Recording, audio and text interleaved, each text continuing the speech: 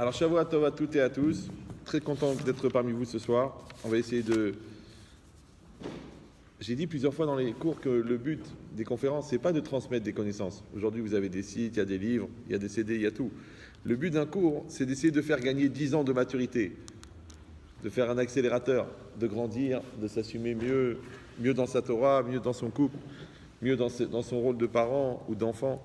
C'est ça le but. C'est pour ça qu'on essaie de faire des shurim qui soient assez riches pour enrichir et assez attrayants pour être suivis. Sinon, le fait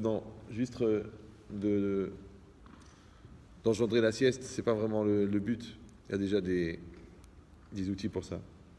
Donc c'est marqué, vous savez qu'on est en train de lire toutes les parachiotes maintenant qui parlent du Mishkan, et que cette notion elle-même du Mishkan, elle est un peu compliquée à comprendre. C'est-à-dire le fait que la Torah elle est venue, elle a demandé qu'on crée un endroit pour la présence divine. Parce que Mishkan c'est Shochen, c'est Shechina.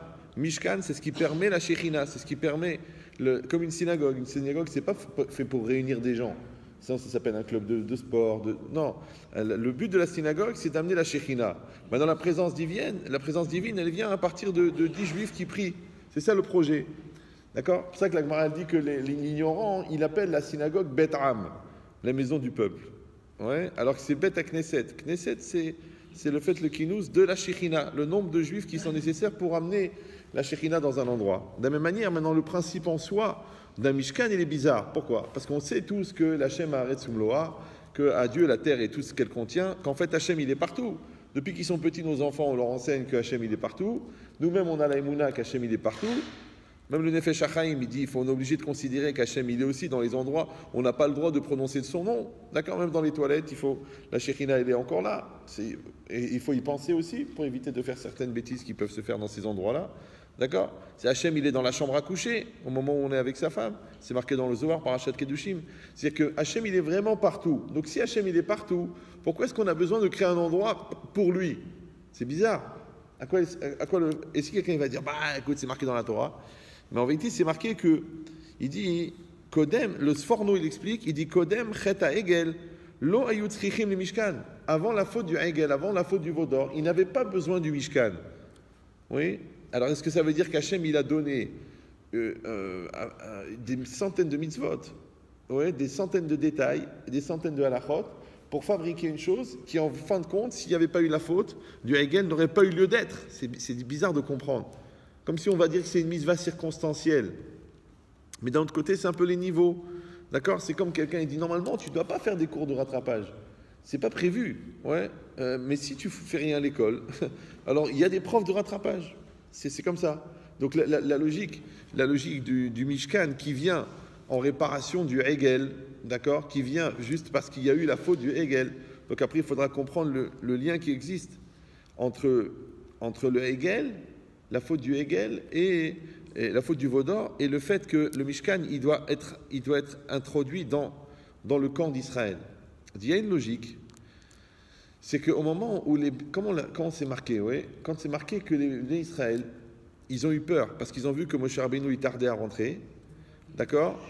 Alors ils ont eu peur. Et à ce moment-là, le Satan il leur a envoyé la vision de la tombe de Moshe. Ils ont senti que Moshe Rabbeinu était mort et ils se sont paniqués. Et quand ils se sont paniqués, ils ont demandé, non pas, comme explique les Mefarshim, le Ramban, le Rachaim Akadosh, c'est pas qu'ils ont voulu faire l'idolâtrie. C'était la génération qui est sortie d'Égypte. Ils ont vu tous les miracles. C'est pas possible qu'eux-mêmes ils fassent l'idolâtrie. Donc en fait, qu'est-ce qu'ils ont voulu ? Ils ont voulu un Emtsa'i, un intermédiaire entre eux et Hachem. D'accord ? Ils ont voulu un manhig. Pourquoi ? Parce que maintenant, eux, ils étaient en Égypte. Tranquilles, esclaves, tranquilles. Vous savez qu'il n'y a pas plus tranquille que l'esclavage. Maintenant, il vient, Moshe Rabbeinu, il leur dit, on sort d'Égypte. Ok, ils font confiance. Ils sortent d'Égypte. Et celui qui les a sortis d'Égypte, ils sont 3 millions de personnes. Ils partent avec leurs enfants, leurs parents, leurs grands-parents. Ils arrivent dans le désert. Celui qui les a amenés, il leur dit, écoutez, je reviens. Il ne revient pas. C'est comme si un gars, il a organisé un Pessah en Ouzbékistan. Vous arrivez avec toute la famille et l'hôtel, il est fermé. Et le gars, il n'est pas là. Vous savez qui maudire. Et c'est la veille de Pessah. Vous allez devenir cinglé. Et bien là, ce n'est pas un Pessah. C'est 40 ans dans le désert. 3 millions de personnes. Et le dirigeant n'est pas là. Et à ce moment-là, dans cet espace-là, de vide, de dirigeant, il arrive le Vaudor. Maintenant, prenez que le Ham Israël, c'est comme une personne, et que le dirigeant, c'est la conscience. Et bien, quand une personne, dans sa vie, elle a un passage à vide, oui, c'est là que le veau d'or, il vient. Quand dans un couple, il y a un passage à vide, c'est là que Chas Shalom, la voisine ou la collègue de travail, elle intervient. Ouais. Quand l'enfant, il est plus un enfant, mais il n'est pas encore un adulte, ouais, ce qu'on appelle l'âge Brel, ouais, c'est à ce moment-là qu'il vient le Satan. C'est à ce moment-là qu'il vient les vitamines illégales, d'accord? Le besoin de faire la révolution. Du coup, les enfants religieux, ils disent « Ouais, c'est trop, j'ai envie d'être cool ». Et les enfants pas religieux, ils font teshuva. Et les parents, ils n'en peuvent plus. Ils me téléphonent « Rabben Chetrit, qu'est-ce que j'ai fait au bon Dieu? Mon fils, il est devenu Lubavitch. » J'ai écouté « Qu'est-ce que vous pouvez faire? Vérifier les mezuzot. » Il m'a dit « Mais j'en ai pas. » Et on l'a élevé dans la pure tradition laïque, il est devenu chassid, il étudie à Bnei Brak, il veut devenir dayan. Mais comment c'est possible? On a donné des oursins depuis la naissance. Et l'autre qui me prend du lait chamour avant de naître, ouais, à 14 ans, il me dit laisse-moi tranquille avec tes téphilines. Le monde, il est mal fait. Pourquoi? Parce qu'on sait, c'est une période où tu sais que l'enfant, il va faire sa crise. C'est 2 périodes de crise dans la vie d'un homme. Il y a une période, c'est 14-18 et 39-45. C'est 2 périodes, d'accord? Ça va? Les femmes ont plus de réactivité quand même. Hein. Je sens que les effets de la dafina ne sont pas finis chez les hommes. La digestion qui est plus longue. Mais c'est quoi l'idée? C'est que de la même manière qu'une personne elle est en crise, de la même manière un couple il est en crise, de la même manière un peuple il est en crise. Vous savez, ça a duré 210 ans l'esclavage. Parce que pour éduquer un homme il faut 21 ans. Mais pour éduquer un peuple il faut 210 ans. Parce qu'il fallait qu'ils soient prêts à devenir des serviteurs d'Hachem. 210 ans. 210 ans d'esclavage de Pharaon pour qu'il trouve normal de devenir 100% serviteurs d'Hachem. Mais s'ils avaient été esclaves à mi-temps en Égypte, quand Hachem les aurait libérés, il aurait dit, vous voulez devenir mes serviteurs? Ils auraient dit, écoute, le matin on est pris. Maintenant, si tu veux, l'après-midi, on peut faire quelque chose. Mais là, comme ils étaient 100% esclaves de Pharaon, et Pharaon, c'est Péra, c'est la mauvaise bouche, c'est l'Yetzerara. Donc ils ont compris qu'est-ce que ça veut dire d'être serviteur d'Hachem à 100%. Je ne sais pas si vous me suivez. Donc d'un côté, c'est 210 ans d'horreur, et de l'autre côté, c'est 210 ans de préparation à devenir des serviteurs d'Hachem. Bah oui, parce que si vous croyez en Dieu, oui, en tout, ouais, en heures cumulées, ça dépend des calculs. Maintenant vous, tout le monde croit en Dieu là? Oui, non? D'accord. Au niveau philosophique, c'est intéressant. Mais attention, parce que ça provoque des facilités de transit. Donc c'est quoi l'idée? C'est que la croyance en Dieu, on l'a déjà expliqué 1 million de fois, c'est pas juste de manger cachère, de faire Shabbat, de porter la jupe, c'est pas ça la croyance. Ça, c'est évident, ça, sinon il faut envisager la conversion. D'accord? Non, la croyance, c'est d'accepter que ce que Hachem organise, c'est d'une précision tellement violente que les 3/4 des gens ont du mal à l'accepter. C'est-à-dire que tout ce qui arrive, c'est nécessaire. Après, la question, c'est qu'est-ce que je vais faire avec ça? C'est comme un tremplin. Avec un tremplin, tu peux sauter 2,50 m ou tu peux te casser les 2 chevilles. Ça dépend comment tu le prends. Ouais. Quand tu as des enfants intelligents, ou ça peut être une source de satisfaction et une source de motivation personnelle, ou ça peut être une frustration que tu veux absolument les rendre brel, de peur qu'ils se rendent compte que c'est toi le brel. Pourtant, eux, objectivement, ils sont intelligents. Il y a des gens, ils ont tellement été convaincus depuis qu'ils sont petits qu'ils n'ont pas droit au bonheur, que quand ils arrivent au bonheur, ils font tout pour le casser. Parce qu'on leur a dit que depuis qu'ils sont petits, de toute façon t'es bête, de toute façon t'es gros, de toute façon t'es lourd, de toute façon t'es un raté. Donc le gars, il croit qu'il n'a pas droit au bonheur. Maintenant, ce qu'on a détruit chez lui, s'il l'utilise, ça devient une qualité. C'est qu'en fait, les défauts sont des qualités mal utilisées. Quelqu'un, il a redoublé 2 fois, mais grâce à ça, il a une combativité incroyable. Quand il arrive sur le marché du travail, il se bat, il trouve une place. Celui-là, il n'a jamais redoublé, il arrive sur le marché du travail, 17 lettres de refus, 8 ans de dépression. Pourquoi? Parce qu'il a été fragilisé, en fin de compte, par la réussite. C'est pour ça que le cocon, en même temps, ça protège, en même temps, ça peut générer un... Bon, mais c'est ça l'idée, d'accord? Maintenant, si vous comprenez ça, quand on dit que s'il n'y avait pas eu le Chet HaEgel, il n'y aurait pas eu le Mishkan, ça veut dire que le fait que les Béné Israël ont eu un passage à vide, Parce qu'à un moment, ils n'ont pas eu Moshe Rabbeinu. Oui, mais encore une fois, si on comprend que tout ce qui arrive est nécessaire, c'est-à-dire qu'ils voulaient voir comment les béné Israël vont se conduire quand ils sortent. C'est comme quelqu'un, il a fait la yeshiva pendant 3 ans, il sort de la yeshiva, paf, il enlève la kippa. Ouais, quelqu'un, il est marié, mon amour, mon cœur, ma vie, mon amour, mon cœur. Et après, il part pour 10 jours à Shanghai pour travailler. Il tombe sur une folle qui écoute France Info toute la journée. Et d'un seul coup, il remet en cause son mariage. Je dis, mais je comprends pas, tu nous dis mon cœur, ma vie, mon amour, tu donnes des conseils de Shalom Bayit et maintenant tu tombes avec la première folle qui arrive. Donc en vérité, l'épreuve, elle te montre le niveau où est-ce que tu es. Pourquoi? Parce que là, ta femme n'est pas là. Et là, l'école juive, elle n'est pas là. Tu te retrouves tout seul à la fac. Ouais. Et là, tu n'es plus avec ta communauté. D'accord? Tu as fait ta alia, tu t'es installé à Cholon. Il n'y a personne qui te dit, allez, viens le matin à la synagogue. Du coup, tu ne fais plus rien. Pourquoi? Parce qu'il y a un passage à vide. Donc la question, elle est, si le passage à vide, il est nécessaire, le passage à vide, il va montrer qu'est-ce que tu avais acquis avant le passage à vide. Vous me suivez ou... C'est que la seule manière de savoir si tu sais nager, c'est de tomber dans la piscine. Donc les gens, ils s'affolent quand ils ont des difficultés de couple. Mais la difficulté de couple, elle fait la soudure du couple. Moi, une fois, quelqu'un m'a dit, vos cours de Shalom Bayit, ça sert à rien. Il m'a dit, moi, j'ai le Shalom. Je dis, oui, mais il n'y a pas de Bayit. C'est pas possible que tu mets un homme et une femme dans une maison et il n'y a pas d'électricité statique. S'il n'y a pas d'électricité statique, c'est qu'il n'y a pas d'amour non plus. Ça s'appelle le mépris. Ils cohabitent. Mais quand 2 personnes coexistent, il y a du satan, il y a des nerfs, il y a des stress, il y a des quiproquos, il y a des malentendus. Mais il y a aussi de la passion, il y a aussi de l'amour, il y a aussi de l'échange. Mais si Chas v'Shalom lo alenu simsilenu tout,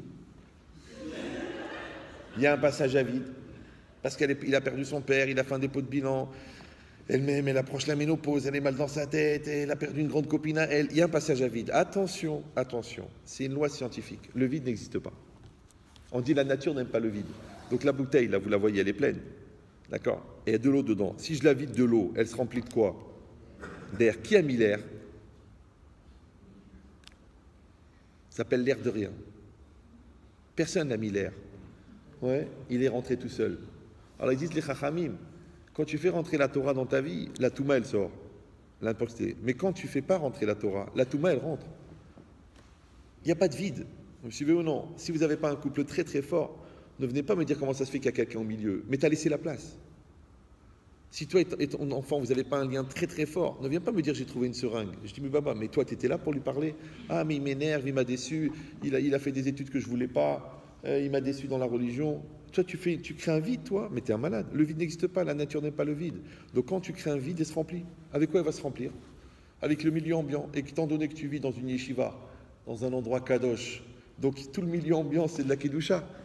Non, tu dis non, je vis dans un endroit qui est entouré de gens qui ne sont pas très clairs sur le choix qu'ils ont fait au niveau de la lessive. C'est-à-dire que pendant des années, ils ont pris Ariel et puis finalement, ils prennent Homo. Oh, ça va mousser dans la famille. Ouais. Mais la Touma, elle rentre. C'est comme si tu es Shabbat après-midi.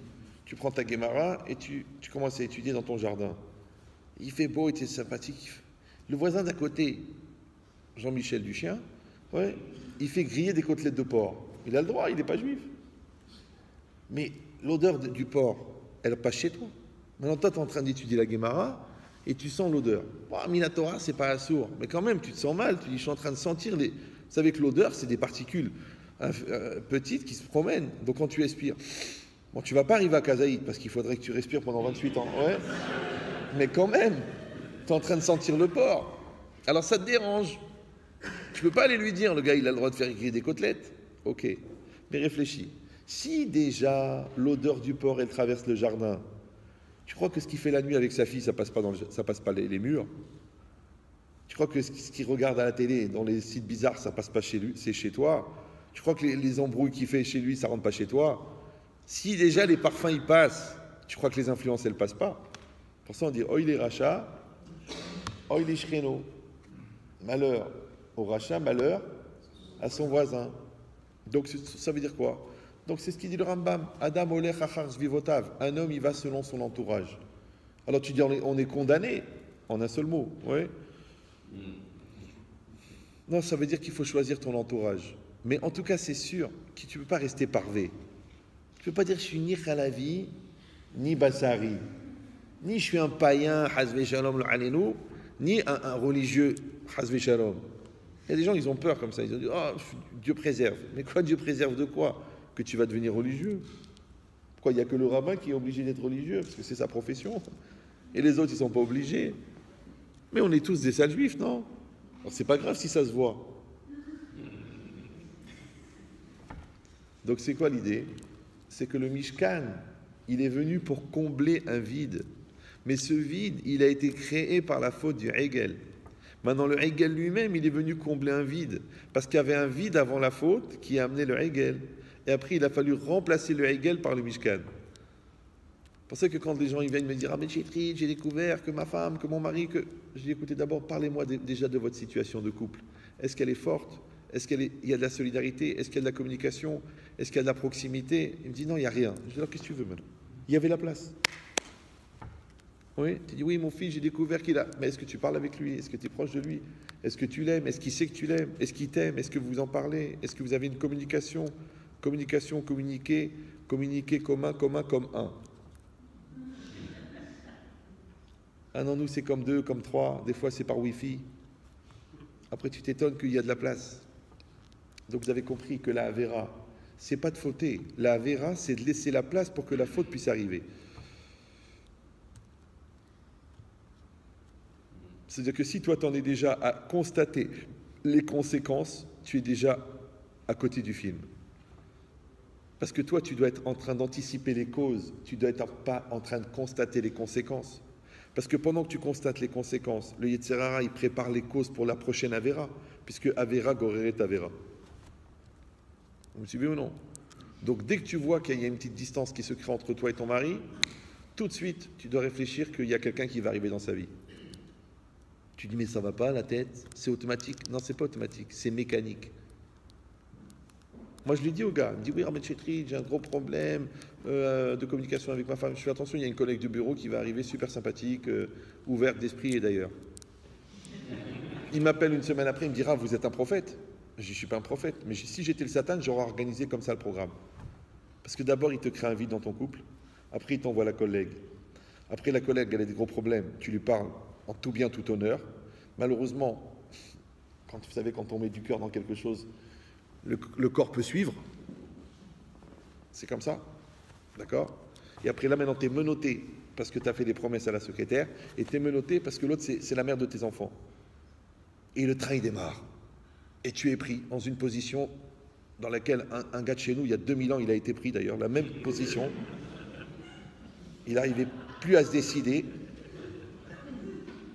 On a été obligé de décider pour lui puisqu'on a fait une croix dessus. D'accord? Mais l'idée, c'est quoi? L'idée, c'est que c'est bizarre. Hein, je ne sais pas si vous avez déjà entendu ça, si le Rav il a déjà abordé ça. Mais le but du Yetzer Hara n'est pas la faute. Le but du Yetzer Hara, c'est d'amener au doute. Et le doute, il va t'amener à fauter. Parce que tu te demandes, est-ce que c'est tellement important la religion? Tu vas fauter. Tu dis, est-ce que c'est vraiment de l'infidélité de penser à quelqu'un d'autre quand je suis avec mon mari sous prétexte qu'il sent des bras? Tu as commencé déjà à fauter. Ouais. Est-ce que tu dis, bon, si je mens à quelqu'un, mais c'est pour le shalom? Tu as déjà commencé à fauter. Si tu dis, bon, je vole et tout ça, mais c'est la parnassa, c'est pour ma famille, tu as déjà commencé à fauter. Avant de voler, quand tu as pensé que c'était possible que ça soit cachère, déjà tu as commencé à voler.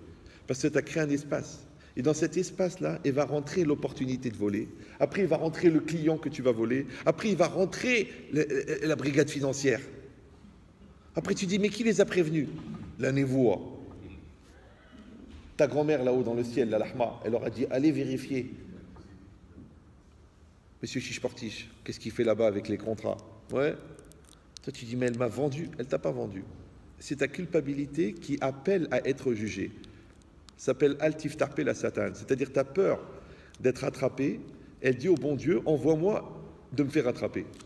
Comme un enfant quand il a volé, tu rentres à la maison, il fait comme ça. Je dis, toi, tu as quelque chose à te reprocher. Vous me suivez ou non? Maintenant, sachez que le Yetzer Hara, il a toujours 2 ou 3 coups d'avance. Donc toi, tu crois que maintenant que tu t'es réveillé, que tu es partagé dans tes sentiments entre ta femme et ta maîtresse, mais lui, déjà, depuis qu'il a créé des problèmes dans le couple, il a déjà calculé ça. Toi, tu crois le jour où tu as mis un coup de poing à ton fils et qu'il est parti pendant 3 jours de la maison, c'est là qu'il y a une cata. Mais non, c'est déjà il y a 3 ans, quand tu lui parlais mal, quand ils étaient gros, tu étais nul, tu ne respectes pas. Déjà, il a déjà préparé cette crise-là dans 3 ans après. C'est-à-dire que si tu n'as pas une capacité d'anticipation, tu vas passer ta vie à courir après une réalité qui te précède. En vérité, ce n'était pas le sujet, mais je ne sais pas, c'est sorti comme ça. Moi, j'ai pris l'habitude de ne pas dire ce que je veux dire, mais je dis ce que les gens doivent entendre. Après, ils me disent, écoutez, j'avais amené une liste de questions, mais vous avez tout répondu. Je ne sais pas, c'est pas moi qui ai fait le cours. Ben, c'est exactement pareil. Que la personne, elle réfléchit, que ce qui arrive devant elle, c'est déjà une dynamique. Pour ça, Ezeu Chacham Aroet Anolad. Le sage, c'est celui qui voit ce qui va advenir, pas ce qui voit ce qu'il y a devant lui. À quoi ça sert de voir ce qu'il y a devant toi? C'est déjà trop tard. Donc tu dois te devancer. Donc tu ne dois pas constater les catastrophes. Tu dois percevoir les signes symptomatiques d'une catastrophe possible. Vous me suivez ou non? Parce que les gens, ils viennent. Ils disent, écoutez, Rabbi Jetrit, elle veut partir. Je dis alors. Elle me dit, bon, je l'insulte, je la frappe, je la crie, je la pourris, je la trompe. Mais pourquoi elle part? Je dis, mais t'as tout fait pour que ça ne marche pas. Il dit, mais mon père était comme ça avec ma mère. Je dis, ok, mais ta mère s'est pendue. Bon, on dit, mais ça n'a rien à voir. C'est qu'on dirait que les gens, ils sont aveugles. Les gens, ils ne se rendent pas compte qu'on récolte ce qu'on sème. Maintenant, pourquoi au moment où ils sèment, ils ne se rendent pas compte? Tu sais pourquoi? Parce qu'au moment où ils sèment, ouais, ils croient qu'ils sèment, alors qu'en vérité, ils sèment. Il y en a même qui atteignent le sum, on le dit en français, le summit. Non, le sommet.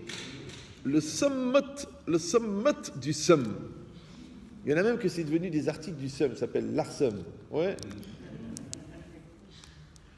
Pourquoi?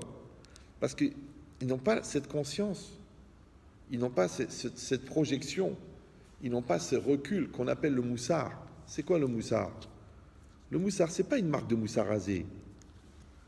Le moussard en français, c'est la morale. Mais le moussard, c'est ce que j'essaie de transmettre depuis 28 ans, c'est de mettre une caméra au-dessus de sa tête et de se regarder vivre en temps réel. Parce que nous, on a tous une caméra branchée, mais sur l'autre. Tu as vu ce qu'il a fait, tu as vu ce qu'elle a dit, pour qui elle se prend, et qu'est-ce qu'il croit, et pourquoi il a fait ça, et c'est pas normal, tu as vu comment il parle à sa femme, il aura des problèmes avec ses enfants. Mais tu n'as pas compris, la caméra, c'est sur toi qu'il faut la brancher. Si tu es tellement psychologue de voir les erreurs des autres, essaye de chercher les tiennes. Maintenant, quand ta caméra, elle est branchée en continuel sur toi, ça s'appelle le moussard. Maintenant, il y a des caméras plus ou moins sophistiquées. Tu peux avoir la caméra la plus simple, ce qu'on appelle le miroir, se regarder dans la glace. Après, il y a une miroir au-dessus, c'est-à-dire de se regarder vivre, d'accord? Après, tu as des caméras très sophistiquées, d'accord? Le Messiat Echarim, le Rav Dessler, l'auto-analyse. Tu peux faire l'introspection. Il y a plein de manières de se regarder vivre. Mais combien tu gagnes de temps en faisant le travail toi-même, au lieu d'attendre que la vie, elle t'explique clairement, en te donnant 5 ou 10 bonnes raisons de comprendre que tu as fait des lourdeurs. Mais si tu avais cette anticipation, tu dirais, là, je dis une chose que je ne crois pas, donc ça ne marchera pas. Là, je dis une chose que je ne pense pas, donc je ne dois pas m'étonner que les enfants ne m'écoutent pas. Là, je dis à ma femme que je l'aime, mais au fond, je ne l'aime pas. Donc je ne dois pas m'étonner qu'elle ne ressent rien et qu'elle est tout le temps laxative. C'est ce que c'est là, les personnes laxatives. Vous parlez français ou... C'est des gens qui génèrent chez toi une facilité de transit incroyable. Dès que tu vois leur numéro apparaître, tu dis, il faut que j'aille aux toilettes. C'est comme ça. Je ne parle pas de vous. Non, au contraire. En plus susceptible, en plus. Je rigole, c'est bien plus grave. D'accord? Mais, non, mais ça fait duo comme ça. Si vous voulez vous mettez là, comme ça, on fait un truc à deux. Ambiance. Mais ça fait pousser la barbe, faites attention. Donc, non, je rigole. Parce qu'on est en famille, là, on est en petit comité, on est bien, on est tranquille. Donc, si vous comprenez ça, donc Hachem, quand il est venu, il a dit au Béné Israël, Veikrouli teruma me'et kol ish asher idemenu libo, tikru et terumati ve'asuli migdash ve'shachanti betocha. Vous avez entendu 50 millions de fois ce passouk, mais c'est pas grave. Moi, je l'ai entendu plus souvent que vous, puisque moi, vous savez que j'assiste à toutes mes conférences. Non, je sais, vous allez dire... vous savez, j'ai arrêté de parler au premier degré à 8 ans et demi, je pense. Donc si je vous dis que j'assiste à mes conférences, c'est pas que je suis là quand je parle. Bien que je pourrais être là je pourrais parler sans être là, parce que le cours, je le connais par cœur. Une fois, j'ai fait un cours en dormant à Los Angeles. Je suis arrivé avec le décalage horaire, je ne me suis pas rendu compte qu'il y avait 11 heures d'avion et 9 heures de décalage. Je dormais. J'ai dit, c'est quoi le thème? Il m'a dit ça. Je dis, on ne va pas faire ça. Et j'ai parlé en dormant. C'est-à-dire, j'avais les yeux ouverts, mais moi, dans ma tête, j'étais endormi. Pourquoi? Parce que parler, c'est Dvarim Mayotzi Minalev. Maintenant, tu peux parler comme un robot. Tu peux avoir un discours tout fait, tout prêt. Vous savez, comme les professeurs de fac, ça fait 22 ans qu'ils font le même truc. Alors, alinéa numéro 1, donc nous allons aborder sur les deux facettes de la perception possible de la dimension réelle de la stratégie commerciale. Le premier aspect, l'aspect international. Maintenant, le gars, il est en train de dormir depuis longtemps. Il est même déjà mort et enterré. On a fait Kaddish. Mais il continue à parler. On peut parler comme ça. Mais si tu parles comme ça, ne t'étonne pas que les gens en face, ils ne bougent pas. Pourquoi? Parce que ce que tu transmets à l'autre, c'est pas ce que tu as. C'est ce que tu es.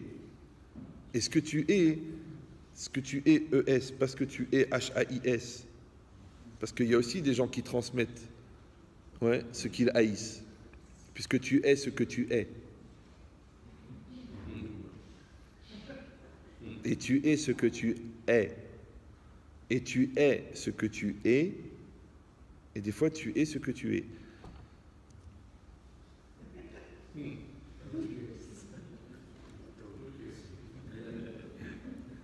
Ici, c'est pareil.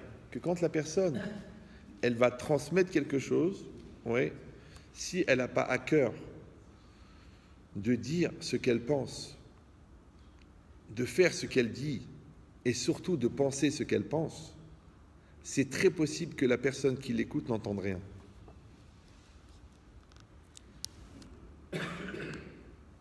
Ben oui, parce que quand tu fais ce que tu penses, quand tu fais ce que tu dis, c'est que tu es honnête. Quand tu dis ce que tu penses, c'est que tu es cohérent. Et quand tu penses ce que tu penses, ça veut dire que la chose, elle est intégrée dans ton cœur. Va hachevota el levavecha. Maintenant, si toi, tu ne penses pas ce que tu penses, ne t'étonne pas que les gens ne comprennent rien à ce que tu racontes, puisque toi-même, tu ne le comprends pas. Puisque comprendre, c'est comme prendre. Et prendre, c'est prendre à cœur. Prendre à cœur, c'est être. Maintenant, quand tu es ce que tu dis, les gens, ils comprennent ce que tu racontes.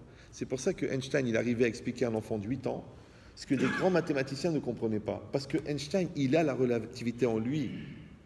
Il a intégré à 100%. Donc toi, si tu vas dire à un enfant, étudie la Torah, mais au fond, toi, ça te saoule, mais il ne va pas étudier. Si tu as un enfant, tourne tes yeux, c'est pas joli, il ne va pas t'écouter, puisque toi, tu regardes des trucs porno en cachette. Si toi, tu dis à ta fille, mais ma fille, c'est quoi cette jupe? Tu vas attraper froid. Mais toi, tu portes un décolleté. En fait, c'est un dos nu que tu as mis à l'envers. Donc ça ne passera pas. Pourquoi? Parce que tu n'es pas ce que tu dis. Ce que les Chachamim appellent Toho Kebaro. Toho Kebaro, ça ne veut pas dire que pour trouver son Toho, son intériorité, il faut passer un certain temps derrière les barreaux. Bien qu'il y en a qui ont essayé cette méthode. Non. Toho Kebaro, c'est que ton intériorité et ton extériorité, c'est les mêmes. Mais s'il y a un vide entre ce que tu fais et ce que tu dis, le Satan y rentre. S'il y a un vide entre ce que tu dis et ce que tu penses, le Satan y rentre. Et s'il y a un vide entre ce que tu penses et ce que tu penses, le Satan y rentre. Maintenant, si toi tu arrives à maintenir ce qu'on appelle la linéarité existentielle, c'est-à-dire que depuis l'impulsion première de ta Neshama jusqu'à la fin de ton marassé, de ton acte, tu es 100% présent, il n'y a pas de place pour le Yetzer Hara. Tu sais pourquoi? Parce que la phrase la plus simple du monde, c'est quoi? Je veux cela. Je veux cela. C'est une phrase simple. Je, c'est qui? C'est toi. Veux, c'est qui? C'est quoi veux? Veux, c'est volonté. La volonté, elle vient de la Neshama. Maintenant, la connotation de la volonté, elle est humaine. Mais la nature de la volonté, elle est divine. Donc en fait, quand tu dis je veux, c'est que tu t'appropries une énergie qu'on t'a donnée au début de la vie, qui est produite par la Neshama. Cette énergie-là, quand tu la prends en charge, tu l'as mise dans ton corps, tu la mets dans tes choix, tu la mets dans ta vie. En français, on appelle ça un don de soi. Mais en vérité, ce n'est pas un don que de soi, puisque l'énergie vitale, elle vient de la Neshama, qui est divine. Par contre, celui qui l'utilise, c'est toi, c'est le jeu. Donc c'est ton psychique qui utilise une énergie divine pour la mettre dans un projet réel. Ça va toujours? Mais si ton vœu, il n'est pas maîtrisé, il est remplacé par le Yetzer Hara. Si ton jeu, ce n'est pas toi parce qu'il n'est pas construit, il est remplacé par le Yetzer Hara. Et le cela, c'est quoi le cela? Le cela, c'est la réalité qui est devant toi. La réalité qui est devant toi, elle est produite à 50% par la projection de ta volonté, parce que Bederer chez Rotzelelech Molichinoto, dans le chemin dans lequel tu veux aller, on te fait aller. Et 50%, c'est une proposition que Dieu te fait, qui fait partie de ton programme, qui a été déjà préétabli avant que tu viennes au monde. Toutes les circonstances que tu vas vivre, elles sont préétablies. Donc, ça s'appelle en français le mazal. Le mazal, c'est pas juste le traumatisme des célibataires. Non. C'est toute la trajectoire préétablie de l'ensemble des particules qui vont participer à la concrétisation de ta réalité. Voilà. Alors, vous pouvez étudier 150 pages de Raphaël Friedlander dans le Emouna Vebitachon, ça sera la même chose. Mais moi, je vous l'ai dit en une phrase. Après, vous, si vous voulez, vous pouvez étaler. Ouais. Mais l'idée, c'est ça. L'idée, c'est que je veux cela. Le je, c'est toi et il est construit. Le veux, il est reconnu et maîtrisé. Et le cela, il est accepté et réalisé. Et bien, cette phrase qui a l'air la plus simple, c'est la plus compliquée. Pourquoi est-ce que les 3/4 des gens, encore une fois, n'ont pas compris leur jeu, n'ont pas construit leur jeu? Ils n'ont pas maîtrisé leurs vœux, parce qu'ils font ce qu'ils ont envie, ils ont envie ce qu'ils souhaitent, ils attendent vas-y que je te pousse, ils attendent qu'on les pousse à bout, ils attendent qu'on prenne la décision pour eux, donc il n'y a pas le vœu. Et le cela, ils n'acceptent pas. C'est pas la femme que je voulais, les enfants je les voyais pas comme ça, au fond je voulais être pâtissier, ma mère elle m'obligeait d'être docteur, moi j'aime pas ce quartier, je voulais faire la LIA ou je voulais pas faire la LIA. En fin de compte, le cela tu l'acceptes pas, le vœu tu le maîtrises pas et le jeu tu le connais pas. Alors, comme disait le professeur Wallo, est-ce que tu n'as pas l'impression de ne pas vivre ta vie? Tu as raison. C'est pour ça que les Chachamim, ils appellent, ils disent Rechaim bechayehem ikraim metim. Les Rechaim de leur vivant sont appelés morts. C'est ça, mort. C'est pas mort parce qu'ils sont condamnés à mort, parce que la Torah les condamne à mort, parce que les Chachamim les condamnent à mort. La Torah ne va pas les condamner à mort, puisqu'ils sont morts.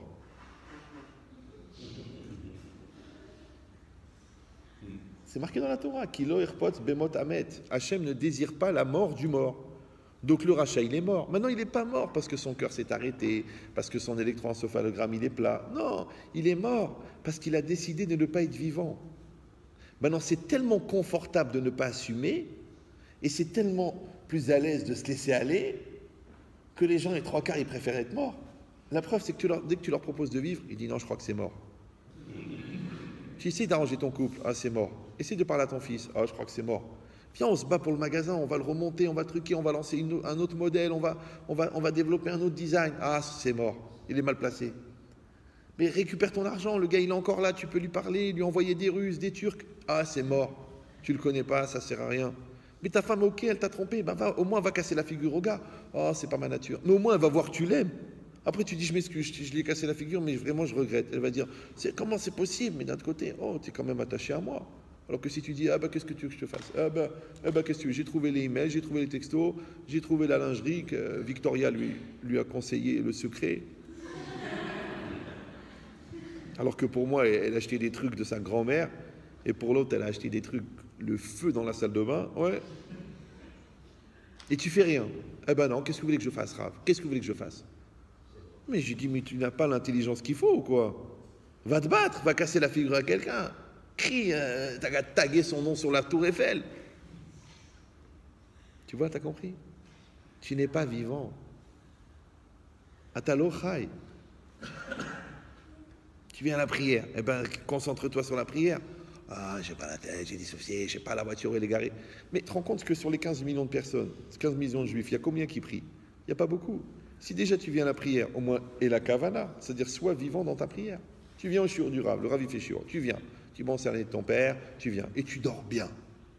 Tu t'installes comme ça, dès qu'il commence, mais mata et korim. Et à la fin, attends, on n'a pas fini. Ça a bien dormi. C'est dommage. Si déjà tu viens au shiur, alors sois réveillé. Si déjà tu es marié, alors construis ton couple. Si déjà tu as des enfants, alors éduque-les. Ah, j'ai pas la tête, je crois pas, 10 ans vous avez prié pour avoir des enfants. Et maintenant que vous avez un bébé, vous ne vous occupez pas. Ils sont bizarres, les gens. Je ne sais pas si vous me suivez. Alors, je vous dis pourquoi. Parce que quand tu ne prends pas ta place dans ta vie, quand tu n'es pas présent, et présent c'est OV, et OV c'est le verbe être, ouais, eh bien, lui, il est présent. Puisque le vide n'existe pas. Donc vous avez compris que s'il n'y avait pas eu la faute du Hegel, qui était donc ce passage à vide, dans la perte de repère de l'absence de Moshe, ouais, donc ils n'auraient pas craqué. S'ils n'avaient pas craqué, ils n'auraient pas eu besoin du Mishkan. Puisque le Mishkan, en fin de compte, c'est quoi? C'est pour te rappeler qu'Hachem, il est là.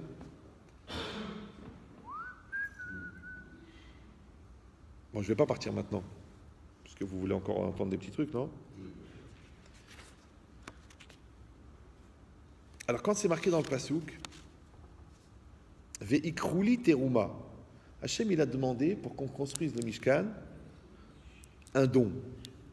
Un don de quoi? De chacun. Maintenant, Hachem, il n'avait pas besoin. Vous savez, c'est Hachem qui a donné les tables de la loi. Maintenant, les tables de la loi, vous savez qu'elles étaient faites en diamant d'un seul morceau. La Gemara a dit qu'elle pesait 150 kilos. Imagine un diamant de 1 carat, combien ça pèse? Maintenant, 150 kilos de diamant. Et deux comme ça. Ouais. Donc le bon Dieu, il aurait pu donner tout ce qu'il fallait pour faire le Mishkan. Qu'est-ce qu'il a eu besoin? Que les Béné Israël participent. Genre, j'ai besoin de vous, chacun il va donner ce qu'il peut. En vérité, pourquoi? Parce que tu n'es rattaché qu'à une chose dans laquelle tu as investi. Toi, tu as investi pour la synagogue, tu as payé ça, tu as payé ça, toi tu veux payer chaque mois, toi tu veux te donner, toi tu participes au minyan, toi tu viens au shiur, toi tu viens au Melavé Malka, toi tu viens... Alors c'est ce que tu donnes qui fait que tu réalises, et c'est ce que tu donnes qui fait que tu es rattaché. Je vais vous raconter un truc incroyable.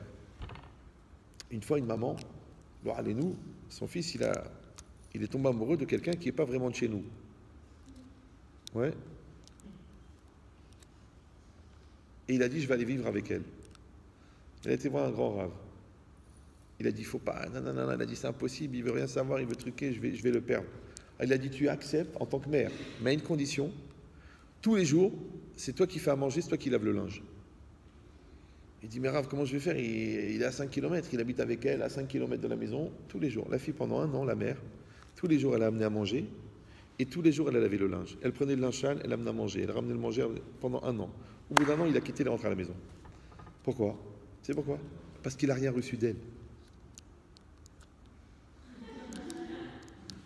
Tu manges le manger de ta mère, tu aimes ta mère, bien qu'il y a certaines cuisinières qui sont proches de l'homicide volontaire.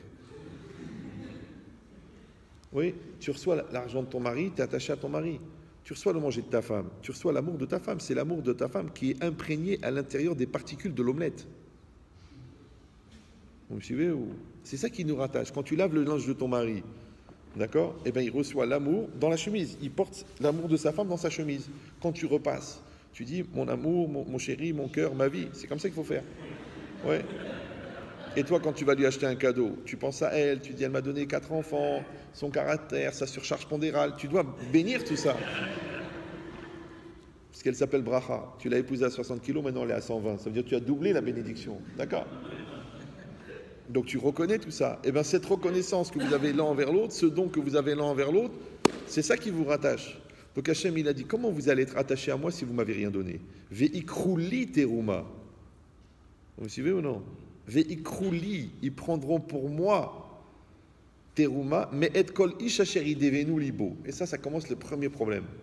Parce que asher idevenu libo, si on traduit littéralement, ça veut dire de quelqu'un qui donnera avec générosité, une générosité de cœur.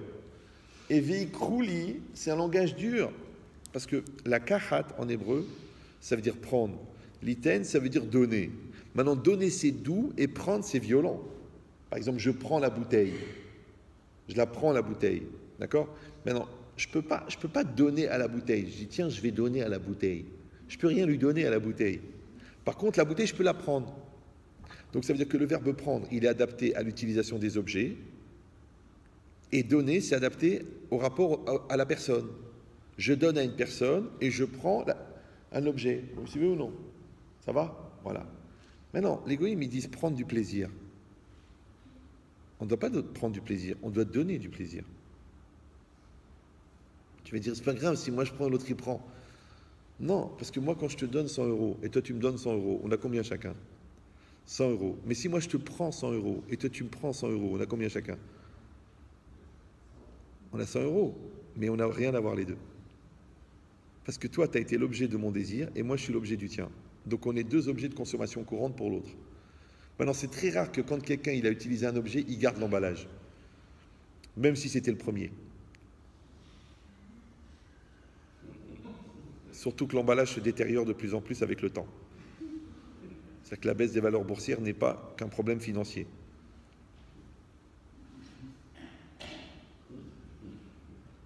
Par contre, si toi, tu as profité de l'attachement que tu avais au corps pour créer un lien avec la personne, et bien quand le corps va dégénérer, le lien avec la personne, il s'est renforcé. Mais si toi, tu as gardé le lien avec le corps, et bien quand le corps, il va dégénérer, tu vas le savoir. Tu sais pourquoi? Parce que tu regardes ailleurs. Et les goïms, ils disent, l'amour s'arrête là où la comparaison commence. Pourquoi tu compares? Maintenant que tu compares la maison de l'autre, ou tu compares la femme de l'autre, ou tu compares le business de l'autre, ou tu compares l'intelligence de l'autre, ou tu compares le mazal de l'autre, tu dis, ouais, lui, il a de la chance, moi, j'ai pas de chance. L'amour, Ahava, c'est Gematria Echad. Echad, c'est un. Donc, quand tu ne fais plus un avec toi-même, donc tu commences à regarder ailleurs. L'amour s'arrête là où la comparaison commence. Quand tu ne fais pas un avec ta femme, tu commences à regarder ailleurs. Quand tu ne fais pas un avec ce qu'Hachem t'a envoyé, tu commences à regarder ailleurs. Ça s'appelle l'otahmod, l'otitave. Interdit la convoitise. C'est quoi la convoitise? La convoitise, c'est de penser que le mazal de l'autre, il est meilleur que le tien. Or, Confucius l'avait bien dit à son époque. Kol wardu mazalo. Vous parlez le mandarin. Parlez-le bien parce que ça sera la future prochaine première langue française. Alors, donc, qu'est-ce qui est marqué ici? Ici, c'est marqué, comme dit Marine, il ne faut pas se voiler la face. D'accord? Mais c'est quoi cette idée-là?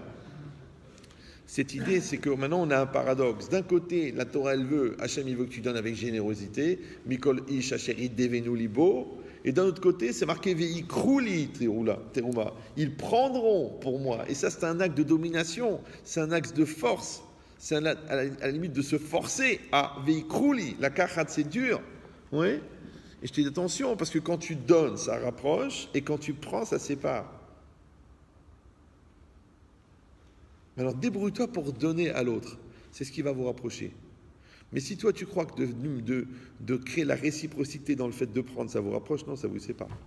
Parce que toi tu prends, l'autre il prend. Moi je prends ton argent, toi tu prends mon argent. Tu vois des gens, ils ont 20 ans de mariage, ouais, ils ont 2 comptes communs, ils ne dorment pas dans la même chambre parce qu'il y en a un qui ronfle, ils ne regardent pas la même chaîne de télé, ils n'ont pas les mêmes amis, ils n'ont pas les mêmes idées, ils n'ont pas les mêmes conversations. À la fois tu dis, mais qu'est-ce qu'on fait ensemble? Mais on n'a en commun que ce qu'on a mis en commun. Et c'est cette mise en commun qui crée la communion. Et la communion, elle crée la communauté. Et la communauté, elle crée la solidarité. Et la solidarité, elle fait que quand tu tires un, l'autre y suit. Parce qu'on est solidaire. Maintenant, que tu sois solidaire de ton épouse, que tu sois solidaire de ta communauté, que tu dois solidaire de ton corps, parce que les gens qui ne s'aiment pas, ils tombent malades. Parce que s'aimer, c'est faire un. Et s'aimer, c'est diffuser l'énergie de l'âme dans le corps. Et elle est diffusée par quoi? Par le nefesh, le psychique. Donc quand le psychique ne va pas bien, l'âme ne nourrit plus le corps. Et le symptôme de l'absence de l'énergie de l'âme dans le corps s'appelle la maladie. Quand je dis ça à des juifs, les médecins ils font comme ça. Et quand je dis ça à des goïms, ils disent mais quelle lumière! C'est incroyable, hein? C'est fort. Je comprends pourquoi. C'est pas qu'on les mérite, mais les 3/4 on les génère. Parce que si on ne génère pas la maladie, on génère le terrain qui accueille la maladie. Tu mets du stress, tu mets de l'angoisse. Moi, les gens me disent, l'autre, il a la maladie de Crohn. Je dis, mais il est stressé. Il me dit, comment vous savez? Maintenant, je suis médecin, moi? Non, ouais. Oui, c'est comme la loterie nationale, il y a toujours des exceptions. Mais prenez la logique de base. Un terrain qui est labouré, il reçoit mieux les graines. Ouais, et ben c'est pareil. Une personne qui est fragile, elle va plus recevoir les influences négatives que quelque chose qui est fort. Maintenant, toi, tu peux pas fabriquer, attention, tu peux pas fabriquer la réalité qui va t'agresser, mais tu peux fabriquer la personne qui va l'assumer, qui va la recevoir. Donc, si le terrain est fort, la maladie est faible. Si le terrain est faible, la maladie est forte. Quand tu vois des gens qui restent pendant 15 ans avec des graves maladies, il y en a en 3 jours, ils sont foudroyés. Réfléchis. Moi, je donne toujours cet exemple, il est facile à comprendre. Bon, c'est pas le sujet, mais je vous le donne en solde, c'est en plus. C'est dans le forfait. Ouais. Réfléchis. Toi, c'était un samedi après-midi. Tu t'ennuyais. Ta cousine, elle t'a pris, je t'envie, viens, ça fait longtemps que tu n'as pas vu les petits cousins. Viens les voir samedi après-midi. Mais c'est en plein hiver. Il y a 3 enfants, ils ont chacun une bactérie différente de la grippe. Donc la maison, c'est un bouillon de culture puisqu'on n'aère pas la maison.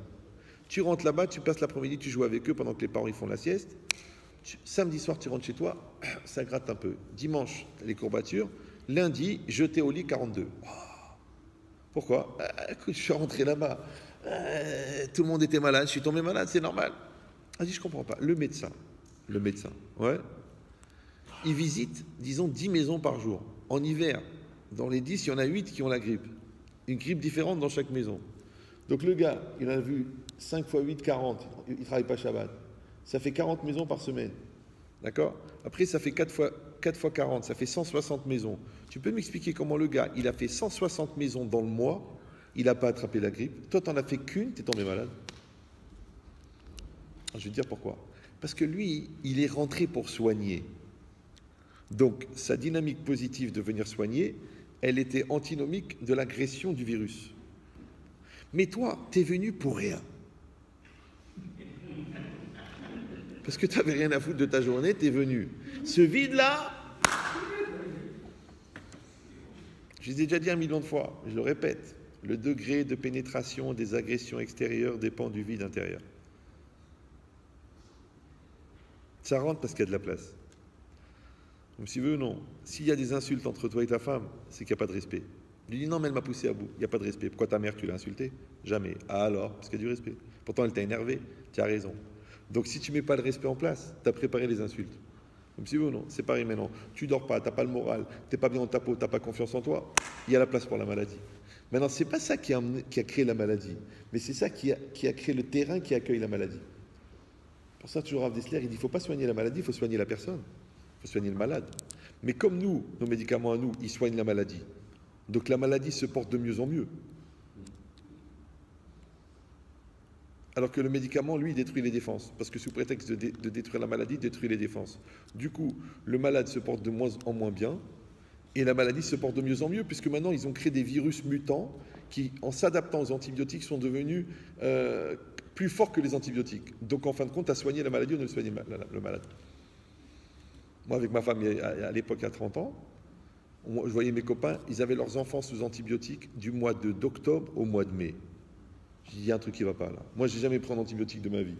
Quand on a attrapé froid, notre mère, elle nous passait un peu d'huile chaude ici, là, un peu sur la tête, 2 t-shirts, toute la nuit tu suis, le lendemain matin, tu viens, rien, tout tranquille. On a fait comme ça.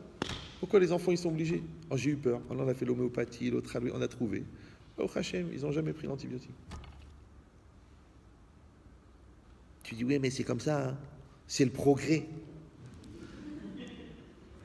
C'est que le progrès, c'est qu'avant, on attrapait le cancer. Maintenant, tu peux choisir ton cancer. C'est déjà mieux, déjà. Ouais. Non.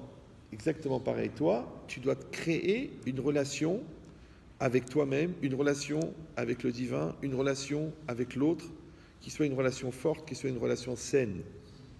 Ouais. Et sainte. Maintenant ici, dans le passouk, c'est marqué, encore une fois, une ambivalence. Parce que d'un côté, on dit Veikrouli, et ils prendront, et de l'autre côté, Mikol Ishacheri Devenu. Pourquoi?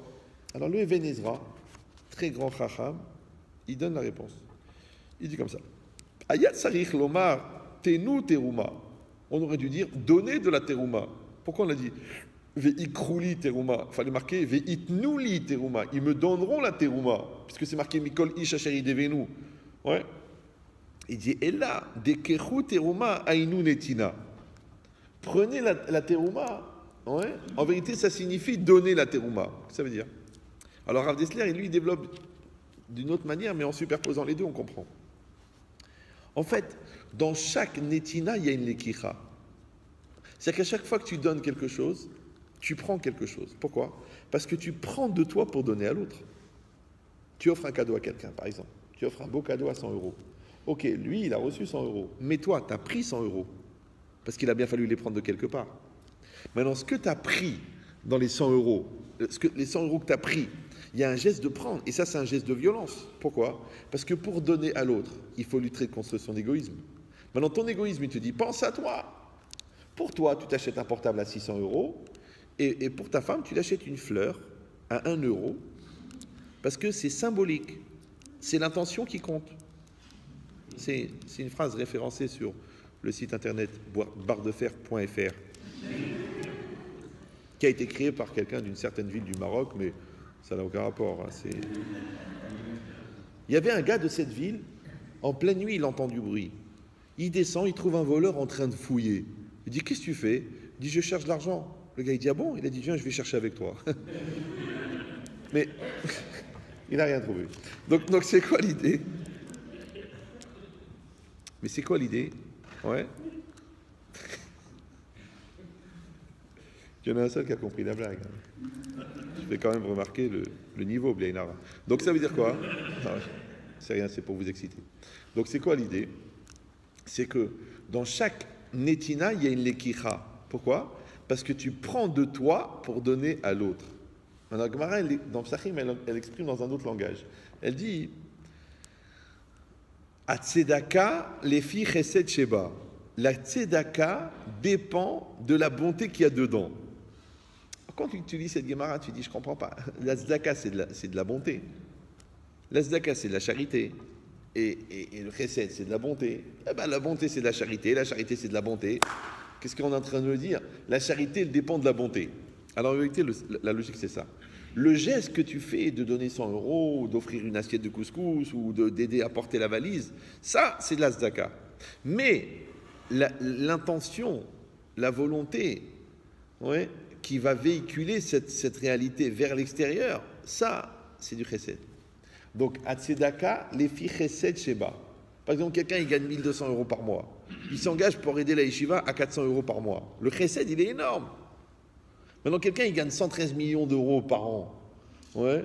Il touche 132 000 € que de loyer par mois qui lui rentre. Donc, quand il donne 10 000 €, en vérité, pour lui, c'est de l'achnouna. Comme dirait Cyril. D'accord? C'est rien. Mais toi, tu es impressionné. Tu dis, ah, quand même, il a donné 10 000 €. Mais c'est quoi 10 000 €? C'est quoi? C'est rien. À Monaco, la dernière fois qu'il a été, il a laissé 3 millions d'euros sur la table. Il a perdu aux cartes, au blackjack. Donc, quand il a donné 10 000 €, c'est même pas. Un peu moins. Ouais, c'est rien. Pourquoi? Parce qu'il y a tzedaka, aval en chesed. A tzedaka, les filles chesed sheba. Maintenant, c'est quoi le chesed? C'est la volonté de donner. Comment on appelle ça en français? Puisque la volonté, elle vient de la neshama, et qu'elle s'imprègne de ta personnalité au moment où elle traverse ton psychique, ton moi, d'accord? Donc, comment on appelle cette volonté qui va véhiculer le projet de donner? En français, ça s'appelle le don de soi.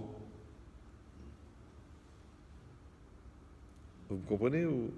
Parce que c'est très... Quand vous savez, il a donné de lui-même. Mais c'est quoi donner de soi-même? C'est quoi? J'ai pris un bras, je l'ai donné. C'est quoi donner de soi? C'est quoi le don de soi? Eh bien, le don de soi, en vérité, c'est que cet argent-là, j'aurais pu l'utiliser pour moi. Donc, quand je t'ai donné cet argent, c'est pas l'argent que je t'ai donné. Je t'ai donné tout l'égoïsme que j'aurais dû garder pour moi. Vous me suivez ou... Maintenant, j'ai passé 2 heures avec toi. Je t'ai donné 2 heures. 2 heures de mon temps. Vous savez que le temps de vivre, il est calculé. La date de la mort, elle est fixée à la seconde près. Donc, quand j'ai donné 2 heures pour toi, je t'ai donné de ma vie. Je l'ai pris. Ah, tu me dis, oui, mais de l'autre côté, tu perds 2 ans à t'entêter. Alors, si tu perds 2 heures à m'aimer, c'est pas très grave. C'est vrai. On gaspille tellement de temps que des fois, on se demande si le temps qu'on donne, il a une valeur par rapport proportionnellement au temps qu'on perd. Parce que si on calcule la valeur du temps à l'utilisation que tu en fais, vu tout le temps que tu gaspilles, on ne sait pas si vraiment le temps que tu donnes, il a une valeur. Comme disait Albert, c'est relatif. Bon. Il y avait un taux de réactivité qui est proche du coma, mais c'est pas grave. Donc c'est ça l'idée.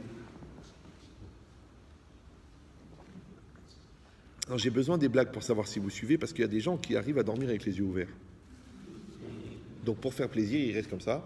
Il bouge un peu la tête, de temps en temps, comme le chien en plastique à l'arrière de la R12. D'accord? Mais la blague, tout de suite, elle te dit si la personne elle est là avec toi ou non. Alors que le raisonnement, tu ne peux pas savoir, parce que tu crois qu'il réfléchit, en fait, il digère. Ouais. Mais quand il rigole, c'est qu'il est avec toi. Maintenant, moi, je profite de l'acuité intellectuelle que vous développez à maintenir une tension cognitive pour absorber la prochaine blague, pour introduire le prochain hidouche. Vous me suivez ou non? C'est-à-dire, je vous crée une fenêtre intellectuelle avec la blague, mais je profite de cette fenêtre pour faire passer un message de remise en cause. C'est presque de la démagogie.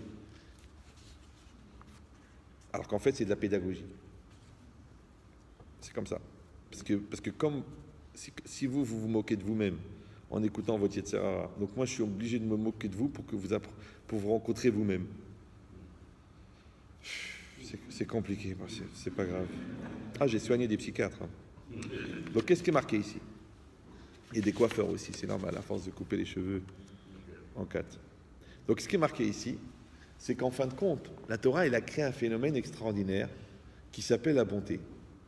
Olam Hesed Libanais. Le monde est construit par la bonté des Libanais. D'accord? Mais c'est quoi? C'est que quand tu donnes, tu fais un double travail. Un travail qui s'appelle que tu donnes à l'autre et un travail que tu prends de toi. Maintenant, pourquoi j'ai besoin pour me donner à moi, tu prennes de toi?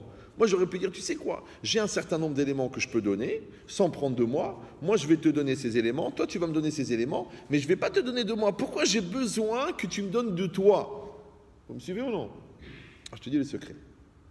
Qu'est-ce qui nous relie les deux?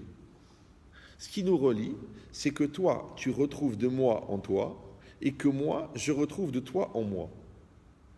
Maintenant, pour que moi, je trouve de toi en moi, il faut que je puisse accueillir en moi ton toi. Mais pour que ton toi, il pénètre chez moi, il faut que j'ai fait un vide en moi pour accueillir ton moi. Donc le don de moi, le don de soi, crée un espace pour récupérer le moi que l'autre va investir chez moi. Donc moi maintenant, je vais trouver mon moi, ton moi en moi, et toi tu vas trouver mon moi en toi. Essayez pas de répéter, c'est pas la peine. Essayez de suivre. T'as compris l'idée ou non? Super.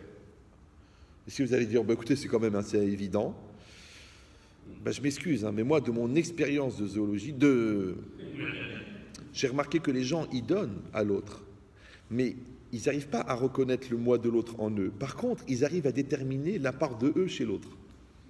Parce que regarde ce que je t'ai donné. Regarde ce que j'ai fait pour toi. Ce qu'on appelle de la manipulation. Ça s'appelle du chantage émotionnel. Ça s'appelle pas que je t'ai donné, ça s'appelle que je t'ai acheté. Donc, je ne reconnais pas ton moi en moi, je reconnais mon moi en toi. Maintenant, reconnaître mon moi en toi, c'est le sommet de l'égoïsme. Et reconnaître ton moi en moi, c'est le sommet de la reconnaissance. Alors vas-y, décide qu'est-ce que tu veux faire. Donc vous avez compris que la seule manière de créer un espace en moi pour accueillir les efforts de l'autre, c'est que j'enlève un peu de moi.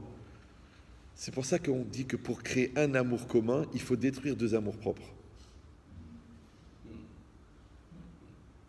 Mais si tu maintiens l'amour propre, et tu cultives l'amour propre, et tu renforces l'amour propre, après tu dis comment ça se fait qu'on n'a rien en commun? Mais comment on va avoir en commun? Toi tu vis ta vie, moi je vis ma vie. Alors en fin de compte on n'a pas de vie commune. Et les enfants, c'est un accident chimique. Et on habite au même endroit, c'est moins cher le loyer. Et on dort dans le même lit, économie de chauffage. C'est pas ça l'amour. L'amour, c'est ce que j'ai sacrifié pour l'autre. C'est pas ce que j'ai reçu. Parce que tu vois, les enfants, tu leur as tout donné, ils te rendent rien. Parce que l'enfant est ingrat, même quand il est maigre.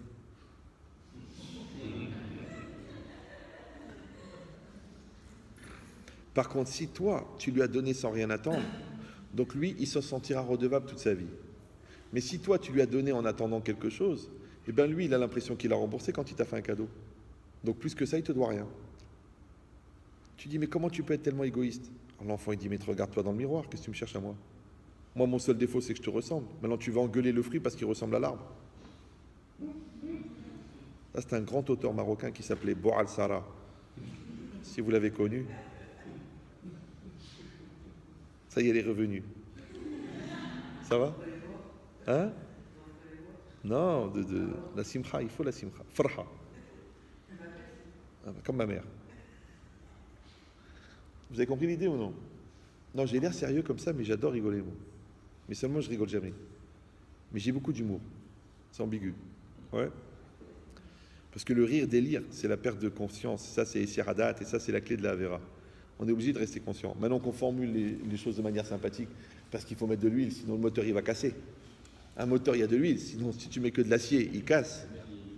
Mais il faut mettre de l'acier, parce que sinon c'est une friteuse, il n'y a que de l'huile. C'est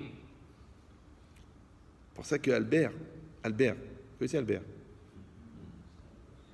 Il a dit le secret de l'univers, c'est le mouvement. D'accord? Il a raison, non? Mais dommage pour lui qu'il n'a pas étudié la Torah. Parce que nous, on a dit Ubechokotai, Telechu. Tout ce temps qu'il a perdu, ça fait de la peine. Ouais. La Torah, elle a dit Tishmeru, Tekayemu, Tarasu, ouais, Tizkeru, mais elle a dit Telechu. Dans mes lois, vous irez. Donc c'est quoi le mouvement qu'on crée dans la loi? Puisque Hachem, il a créé la Torah avant de créer le monde. Vous savez ça, d'accord? Et Hachem, il a regardé dans la Torah pour créer le monde. Donc le monde n'est qu'une projection de la Torah. L'homme, il a été créé aussi à partir de la Torah et du monde. Donc l'homme, il est une projection de la Torah. Maintenant, la réalité, elle est la projection de la Torah. Donc quand Hachem, il est venu, il a dit, dans ce monde-là, qui a été créé sur le modèle de la Torah, on vous a demandé d'aller, c'est-à-dire qu'un homme, il est dans le mouvement. Donc, Bechokotai Telechu, ça veut dire dans mes lois, vous irez. Maintenant, la trajectoire, c'est la loi. Mais le mouvement, c'est toi. Maintenant, si tu es en mouvement, mais pas dans la loi, tu es à côté de la plaque. On voit bien, les autres, ça fait, d'après eux, 15 milliards d'années. D'après nous, ça fait 6000 ans qu'ils cherchent, ils n'ont pas trouvé encore. Ils sont juste perdus tous les 10 ans, ils ont une nouvelle lecture, une nouvelle approche, une nouvelle vision. Pourquoi? Parce qu'il n'y a pas la loi. Mais il y a le mouvement. D'accord? Maintenant, s'il y a le mouvement et pas la loi, tu es perdu. S'il y a la loi et pas le mouvement, tu es mort. Ça s'appelle juif traditionnaliste. C'est des gens qui font des avérotes par tradition depuis des générations. On a l'habitude de manger les oursins à haut rang. Tu mets ça à sourd. Ah, commencez pas.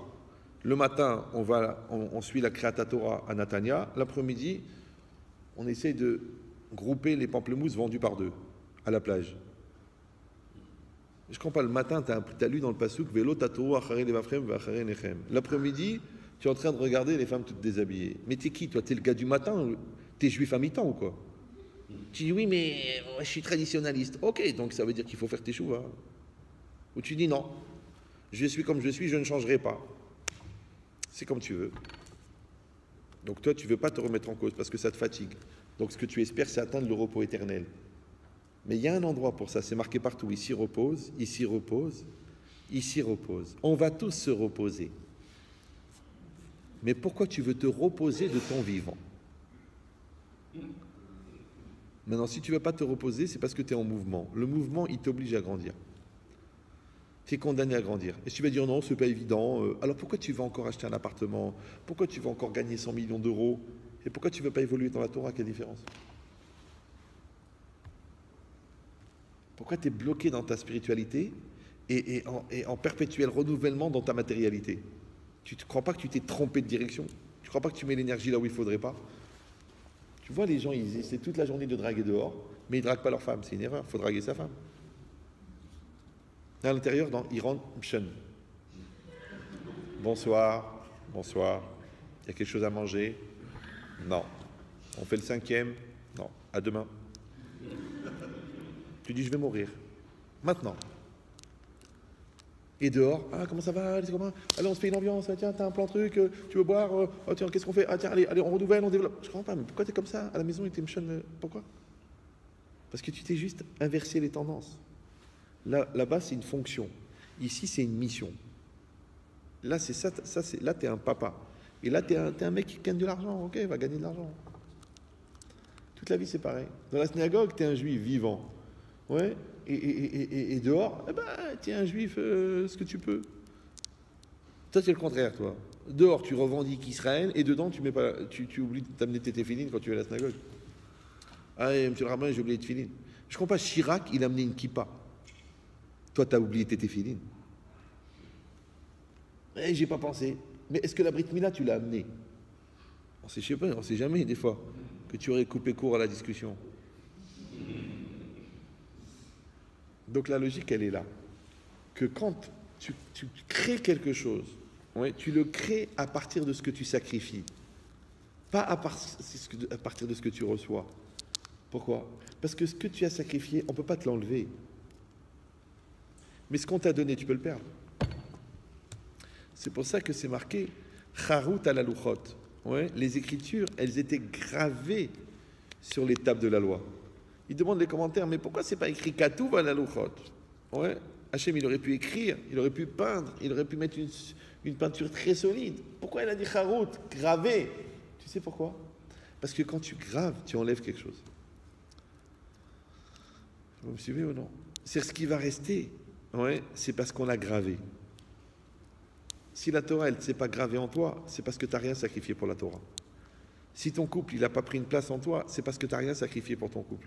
Si tes enfants, ils ne comptent pas pour toi, c'est parce que tu n'as rien sacrifié pour eux. Donc en fait, il faut toute sa vie trouver des occasions de sacrifier. Exactement le contraire de ce que la société propose. La société, elle propose consommation, individualisme, égoïsme. Fais-toi plaisir, fais-toi ton kiff, après moi le déluge, qui crève tous. Moi je profite, moi je prends, moi je gratte, moi je tire, moi j'utilise, moi je déchire, moi j'ouvre. Et quand est-ce que tu vas donner? Une fois par an, il y a le Téléthon. Tout le reste de l'année, je vais gratter. Mais c'est le contraire. Il faut chercher des occasions de donner. Alors je sais ce que vous allez me dire. Oui, ben si on donne, et l'autre, il donne pas. Maintenant, je vais être très violent. Mais je vous parle par amour, parce que vous êtes comme mes enfants. Quand l'autre, il t'a donné l'occasion de donner, il t'a déjà donné. L'autre, parce que vous savez des gens qui sont dans la folitude, ce qu'on appelle la solitude, et qui crèvent de pouvoir donner, mais qui n'ont personne à qui donner, parce qu'ils reçoivent un coup de fil par an, c'est pour les étrennes des pompiers. Donc ils en meurent d'avoir des gens à qui donner. Maintenant, toi, on t'a donné un enfant, 3 enfants, un mari, une belle-mère, une synagogue, tu as à qui donner, et tu te plains d'avoir à donner. Et on est toujours en train de me demander. Alors je te dis la base, ouais, c'est que quand l'autre t'a donné l'occasion de donner, il t'a déjà donné. Maintenant, si en plus qu'il t'a donné l'occasion de donner, il t'a dit merci, c'est bien. Si en plus qu'il t'a donné l'occasion de donner et qu'il t'a dit merci, il t'a rendu, c'est mieux. Mais c'est tout. Vous vous souvenez ou... Alors que toi, quand l'autre ne t'a pas rendu ce que tu as donné, tu es déçu. Donc ça veut dire que c'est pas un don que tu as fait, c'est un achat puisque tu as acheté le rendu en donnant. Comme si tu vas à la boulangerie, tu donnes 1 euro, il te donne une baguette. Maintenant, si le gars dit non, aujourd'hui, non. Tu lui dis, mais t'es malade, je te donne 1 euro. Ça s'appelle en français du donnant-donnant. Maintenant, attention, parce que le donnant-donnant ne fonctionne que quand il y a du donnant. Donc, quand il y a du donnant, il y a du donnant. Mais quand il n'y a pas de donnant, il n'y a pas de donnant.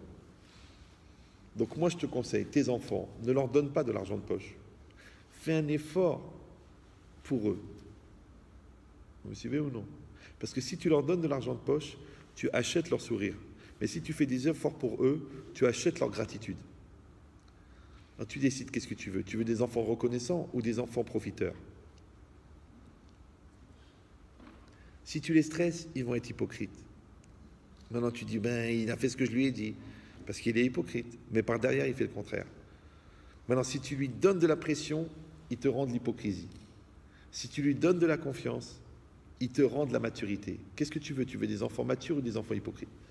Choisis. Tu dis, oui, mais pour lui faire confiance, il faudrait déjà que j'ai confiance moi-même en lui. Et j'ai pas confiance. Eh bien, c'est ça le problème. Et pourquoi tu n'as pas confiance en lui? Eh bien, parce qu'au fond, j'ai pas confiance en moi. Eh bien, voilà, c'est ça le problème.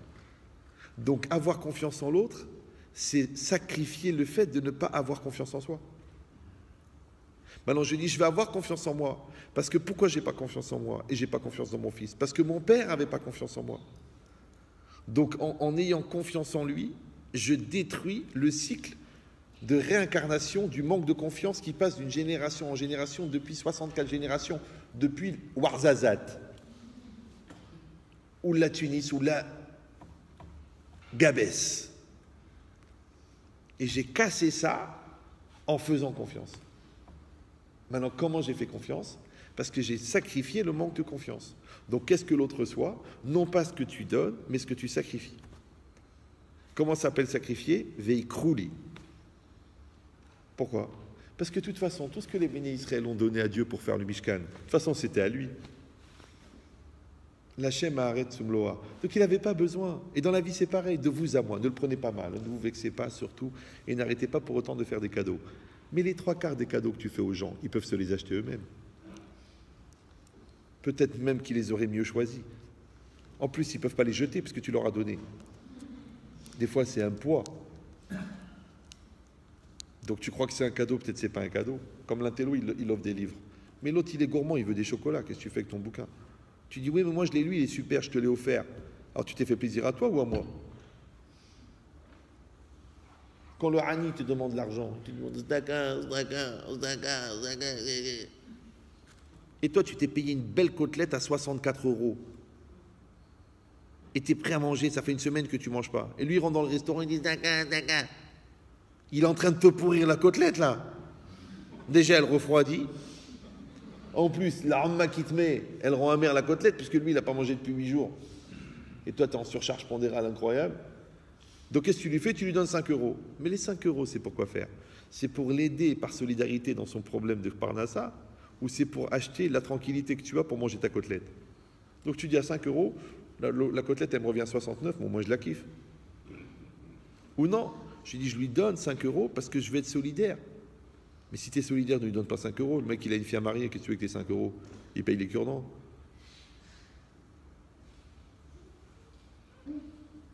C'est compliqué.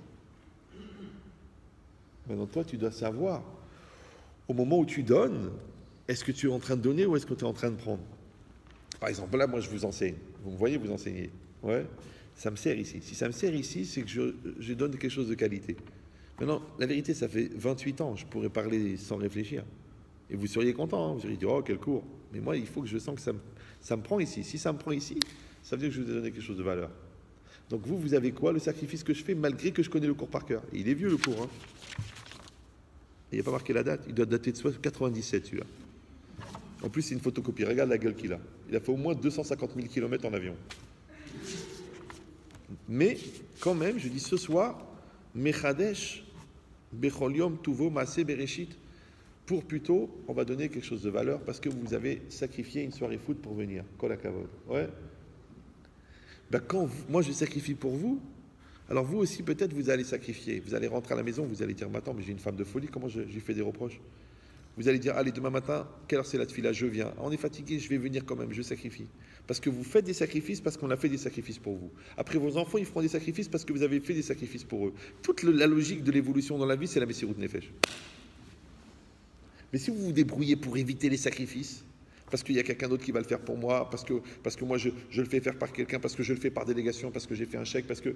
Donc tu t'es débrouillé pour ne pas faire d'efforts. Mais tu n'as pas compris que tu es fort, parce que tu es fort. Tu es devenu fort, parce que tu, T-U-E-2-F-O-R-T, est fort. Quand tu t'assimiles à l'effort, tu deviens fort. Mais si toi tu n'y arrives pas, ouais, toi tu écris quoi? Toi tu écris tu es fort. Mais le E-E-S, il est aléatoire. Alors aujourd'hui oui, demain non. C'est foutu. Mais quand tu enlèves le E et tu t'assimiles entièrement à ton effort, tu deviens bon. Et tu dis, bah, j'y arrive pas, c'est trop dur. Tu sais pourquoi? Parce que toi, au lieu d'écrire tu es fort, tu écris l'effort tue. Ça te tue, les efforts. Moi, je vois des gens, ils viennent. Écoutez, Ramat Chetrit. Maintenant, ils sont à 15 ans d'engueulade, 2 jours du guette, ils viennent. Ils disent, écoutez, ne me demandez pas de faire des efforts, j'ai fait le maximum d'efforts. Je dis, écoutez, quand l'enfant il sera mort, il sera toujours temps d'arrêter les efforts. Quand le père il sera mort, il sera temps d'arrêter les efforts. Mais quand il est vivant, tu es obligé de continuer à faire les efforts. Maintenant, ton couple, après le guette, il sera trop tard. Mais là, il n'y a pas encore le guette. Alors viens au travail. Parce que moi, déjà que j'en ai rien à treuve dans ton histoire, je prends 3 heures de ma vie pour écouter tes lourdeurs. Et toi, que tu es en train de décider de l'avenir de ta famille, tu dis que tu es fatigué, genre j'ai donné tout ce que j'avais à donner. Mais quand tu seras mort, tu auras fini, tu n'as pas compris encore. Encore cette remise en cause, encore ce pleur, encore ce nerf, encore cette excuse, peut-être c'est celle-là qui va faire basculer. Peut-être c'est celle-là qui va régler le problème. Et toi, c'est pareil, tu dis oui, mais il ne changera jamais. Je comprends maintenant. Maintenant, peut-être que le timing du changement de ton mari que tu attends depuis 20 ans, c'est maintenant. Et maintenant qu'il est prêt à changer, tu ne peux plus écouter. Tu dis j'ai plus la patience. Donc en fait, tu t'es foutu de sa gueule depuis 20 ans. Vous me suivez ou non? C'est que le jour où vous allez comprendre jusqu'à quel point le Yetzer Hara il rentre dans ta vie. Mais à la fin, tu vas te demander si tu as vécu ta vie ou tu as été juste un exécutant de sa volonté. C'est pour ça que si vous réfléchissez bien, moi, c'est mon expérience à moi, hein. Elle n'engage que moi. Moi, je vois 20 000 personnes par an, je n'ai pas votre expérience à vous. Mais en fin de compte, dans le monde, il n'y a que deux types de personnes. Il y a des serviteurs d'Hachem et des serviteurs du Satan. Maintenant que Satan, il s'appelle Belzébuth, ou Lucifer, ou Yetzer Hara, ou qui s'appelle la dépression que tu entretiens, l'arma, les complexes, la gava, la bêtise, le stress, la peur, le rapport avec l'argent, appelle-le comme tu veux. Yetzer Hara, il a 1 million d'armes.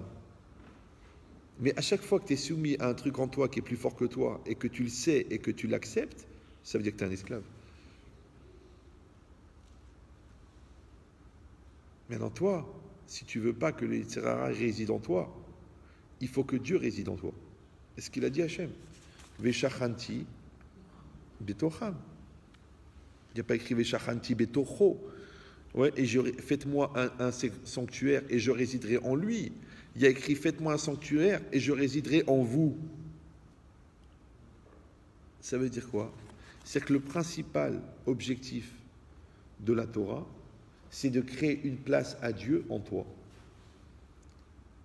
Maintenant, quand Hachem, il est en nous, oui, alors, il est aussi dans la synagogue, il est aussi dans notre maison. Mais s'il n'est pas en toi, comment il va être dans la maison? Parce que si c'est le Satan qui est en toi, quand tu vas rentrer à la maison, qu'est-ce que tu vas mettre? Le Satan. S'il est en toi, tu ne peux pas aller à la synagogue, puisqu'il t'empêche d'aller à la synagogue. Il dit, allez, laisse tomber, c'est des bêtises. Ouais. Ah, t'as vu ta mère, tout ce que t'as pris, elle est morte. Alors, hein, où il est le bon Dieu? Le silence de Dieu. Et ton silence à toi? Oui, mais moi, ça n'a rien à voir. Toi, tu représentes Dieu dans le monde. C'est vrai que chaque juif, il représente Dieu dans le monde. Vous savez ça? C'est pour ça que quand un juif il fait des bêtises, on ne dit pas Chiloul juif, on dit Chiloul Hachem.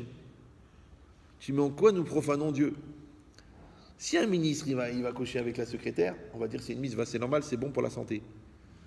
Mais si un responsable de FMI, il va avec la bonne, il passe à la télé.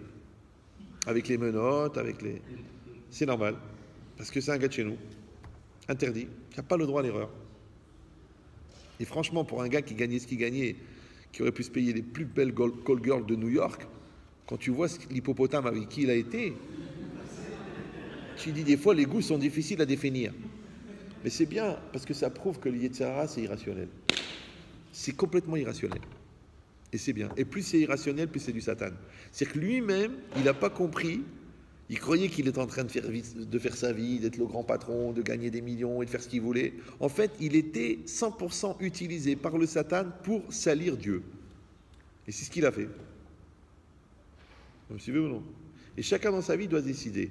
Est-ce qu'il va être un Chilou Hachem ou est-ce qu'il va être un Kiddush Hachem? Même le goy, le banquier, il te dit, mais enfin, M. Cohen, avec un nom comme ça, comment vous faire déposer le bilan?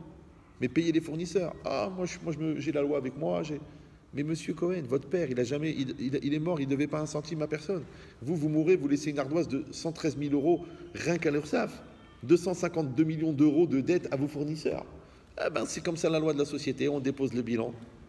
Mais où est votre honnêteté personnelle? Vous avez serré la main à ces gens, vous avez pris la marchandise sur la parole, sur le nom de votre père. Comment vous pouvez faire une chose pareille? Le gars, il est en train de te faire du moussard. Et toi, tu te caches derrière le syndic et la loi de dépôt de bilan. Donc, c'est qui le juif des deux? Vous avez compris ou non? C'est qu'un juif, c'est une conscience. Un juif, c'est une image. Un juif, c'est une réalité. Vous savez qu'est-ce qu'il a dit Rabelais? Vous connaissez Rabelais, non? Rabelais, l'auteur. Il a dit, toi, peuple juif, tu dois porter et représenter la vérité et la droiture et la sainteté dans le monde. Sur ton chemin, on mettra des millions d'obstacles, mais garde ta trajectoire, garde ton chemin. Et Rabelais lui-même, c'était un grand antisémite. Mais il savait quel était le rôle. Ben, c'est exactement pareil. C'est-à-dire que quand toi, tu n'as pas décidé d'être un serviteur d'Hachem, tu vas être un serviteur du Satan, je te le dis, c'est clair. Donc ici, quand c'est marqué que tu dois construire un Mishkan, donc tu dois créer un endroit de résidence pour Hachem. Vous savez qu'est-ce qu'il a dit le Nefesh HaChaim? Il y a deux références. Le Nefesh Chaim, c'est Rav Chaim de Vologine. Vologine, pas au Maroc, en Pologne. Il a dit que David Améler, il a prié parce qu'il a vu par prophétie la destruction du temple, du Beth Amikdash. Il a vu par prophétie que Titus, il allait rentrer des prostituées dans le Kodesh HaKodashim, dans le Saint des Saints. Un Chilul Hashem incroyable. Ouais. Mais il a dit le Nefesh Chaim que quand un homme, il a des pensées obscènes, c'est comme quand Titus, il a fait rentrer les prostituées dans le Saint des Saints. Si quelqu'un va dire, mais ça n'a rien à voir. Moi, j'ai juste des petites pensées comme ça. Vous savez, des fois, on récolte quelques décolletés, quelques jambes dénudées, et après, on devient scénariste dans sa tête. Et souvent, le héros, c'est toi, d'ailleurs. Ouais. Ça s'appelle vélo, tatour, achari, levafrem, vachari, nechem. Un interdit d'avoir des pensées obscènes. Maintenant, vous savez que la pensée obscène n'est pas interdite. Ce qui est interdit, c'est de l'entretenir. C'est que le Satan, il t'envoie une mauvaise image. Toi, tout de suite, tu dis, Chazve Shalom lo alinu, lève ta or barali elokim veruach nachon chadesh bekirbi. Tu l'enlèves. Mais si tu l'entretiens, tu transgresses l'autre Torah. Vous me suivez? C'est une petite nuance. Maintenant, ton esprit, ton cœur, ton intériorité, c'est l'endroit de résidence d'Hachem. Donc quand tu fais rentrer des pensées obscènes là-bas, c'est comme si tu viens à la synagogue à la bibliothèque de la synagogue, d'un côté, il y a plein de livres de Torah, et de l'autre côté, il y a des cassettes porno. Mais pas porno, ça veut dire ni porno, ni pour vous. Ouais. Tu vas voir le rabbin, tu dis, mais monsieur le rabbin, mais c'est quoi ça? C'est quoi? C'est honteux. Mais qu'est-ce que ça veut dire ça? Vous mettez des cassettes comme ça, mais c'est honteux. Ah, c'est honteux. Tu dis, mais c'est comme dans votre tête, monsieur. Dans votre tête, il y a des psukim de la Torah, et il y a des mauvaises pensées. Comme dans votre tête, on a fait une synagogue à votre image. Tu dis, mais c'est dégueulasse. C'est comme vous voulez. Alors qu'est-ce que vous voulez que j'enlève? Les livres de Torah ou les cassettes? Maintenant, quand il n'y a pas de compromis, parce que Veit Kadashtem, Veitem Kedoshim, vous vous sanctifierez et vous serez saints, donc quelqu'un, il doit être en situation dynamique de sanctification. Donc il lutte contre les mauvaises pensées, il fait rentrer des psukim dans sa tête, il apprend le Teilim par cœur, il apprend des phrases du Pirkei Avot, après il pense, il voit le nom d'Hachem devant lui tout le temps. Il dit, j'arrive pas. Ah bon, alors ok, alors qu'est-ce qu'il fait maintenant? Eh bien, il regarde des décolletés dehors, il regarde des vidéos bizarres sur Internet, il va sur sa chaîne de télé, il regarde des trucs pourris, il se remplit la tête, jusqu'à ce qu'il devient fou. Après, il dit, j'arrive pas à me concentrer dans la mida parce que je vois des images dégueulasses. J'arrive pas à aller avec ma femme parce que j'ai des images pourries. Et toute la nuit, j'ai des accidents parce que j'ai des images dans la tête. Mais papa, ce que tu as dans la tête, c'est ce que tu as mis dedans. Donc c'est marqué Veit Kadashtem, Veitem Kedoshim. Vous vous sanctifierez, vous serez saints. Il est bizarre ce verset. Vous vous sanctifierez, eh ben oui, vous rentrerez dans la piscine et vous serez mouillés. Kol hakavod. Vous peindrez la palissade et elle sera peinte. La phrase de la Torah. Ça veut dire quoi? Vous vous sanctifierez, vous serez saints. Elle est bizarre cette phrase, non? Oui, non, oui, non. Les Chachamim disent non. Veit Kadashtem, ça c'est l'effort de l'homme. Veitem Kedoshim, c'est le résultat donné par Dieu. C'est-à-dire que Dieu il va te donner la Kedusha parce que toi tu t'es sanctifié. Donc Audon Kolo, cousin de Marco Polo, ouais, c'est que quand tu fais l'effort, moi je connais des gens, ils sortent dans la rue en été, ils enlèvent les lunettes. Ce qu'il a besoin de voir, il voit. Il n'a pas besoin de voir les détails de la fente de la jupe. Non, il enlève les lunettes, il voit un corps, il bouge. Il arrive à la synagogue, il met ses lunettes parce qu'il veut voir chaque lettre de la Torah. Ah, il m'a dit, un gars il a fait teshuva, il m'a dit Rabban Chetrit, j'ai un gros problème. Je dis, c'est quoi votre problème? Il m'a dit, je suis grossiste en lingerie féminine. Il m'a dit, je suis obligé d'aller au salon. Les salons, il y a des défilés. Les défilés, c'est rare qu'ils mettent des boudins ou là. Il dit, comment je vais faire? Je vais regarder que la lingerie, mais elle est toute petite, c'est très fin. Tout le reste, c'est que de la viande. Une vraie là. Je lui dis, il faut changer de métier. Il m'a dit, Rabban Chetri, c'est ma parnassa. Je fais, avant, tu étais dans la Avera, tu étais dans la Touma, tu étais dans la Khra. Donc le Satan, il t'a donné une parnassa de Khra. Maintenant que tu as fait tchouva, ok. Je dis, bah sinon, tu nommes quelqu'un qui va au salon, et pour toi, c'est des pièces. 36 pièces, 24 pièces, 2 roses, 4 violettes, et des tailles, c'est tout. Mais tu n'as pas besoin de voir les produits, t'as pas besoin de... Il m'a dit, mais Rab, c'est moi le styliste, c'est moi qui dessine, c'est moi qui truc, c'est moi... Je dis, alors qu'est-ce que je te dis? Il va me dire, mais vous me demandez un gros effort. Je dis peut-être que le bon Dieu, il t'a pas demandé de sacrifier ta parnassa.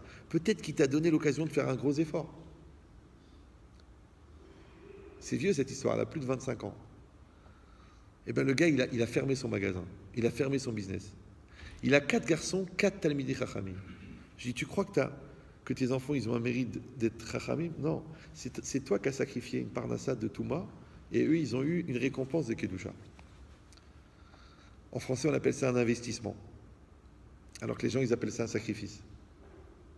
C'est-à-dire que des fois, tu crois qu'on t'a donné l'occasion de te sacrifier, alors qu'en fait, on t'a donné l'occasion d'investir.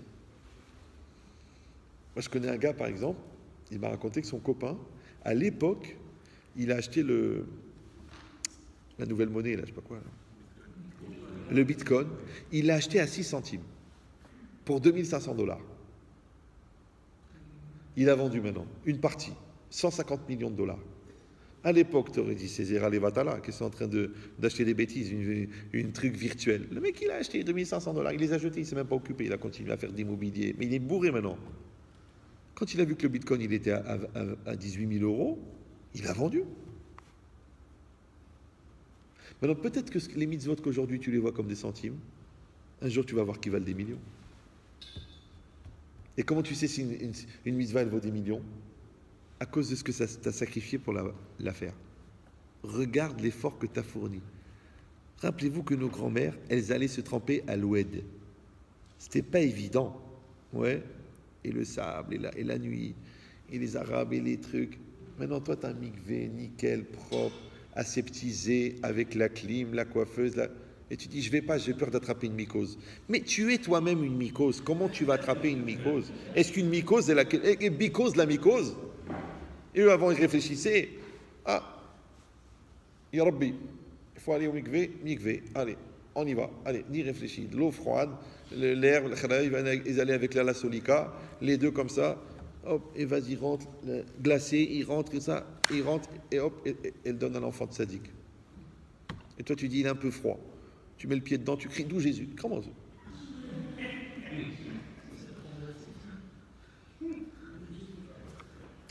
D'où Jésus? D'où Jésus? Vous avez compris l'idée. Donc il s'est marqué ici que Hachem, il n'a pas demandé qu'on lui crée un endroit pour venir résider. Il a demandé que tu fasses un effort pour créer en toi cet endroit qui sera représenté physiquement par la synagogue, par le Beth Amikdash, par le Mishkan, mais qui sera surtout le pendant de la spiritualité que tu as créée chez toi pour accueillir Hachem en toi. Parce que si tu fais une synagogue et tu fais des avérotes dehors, si tu fais le Beth Amikdash et tu fais des avérotes dehors, et ça c'est le deuxième Nefesh HaChaim que je voulais vous citer. Il dit que David Amelech, il a prié pour que Titus il soit puni pour le fait qu'il a détruit le Beth Amikdash. Mais Hachem, il a répondu, mais Titus n'a détruit que des pierres, il n'y avait plus rien, puisque la Shekhinah, elle était déjà partie.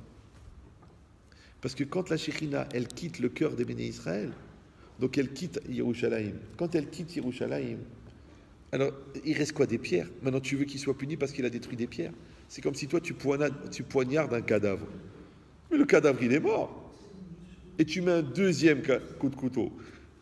Il n'est pas plus mort, il était déjà mort. C'est comme les gens qui ont tout détruit le couple, ouais, par 52 ans d'adultère, et après il vient dire à sa femme, tu sais, tu prends sur ta conscience ce divorce.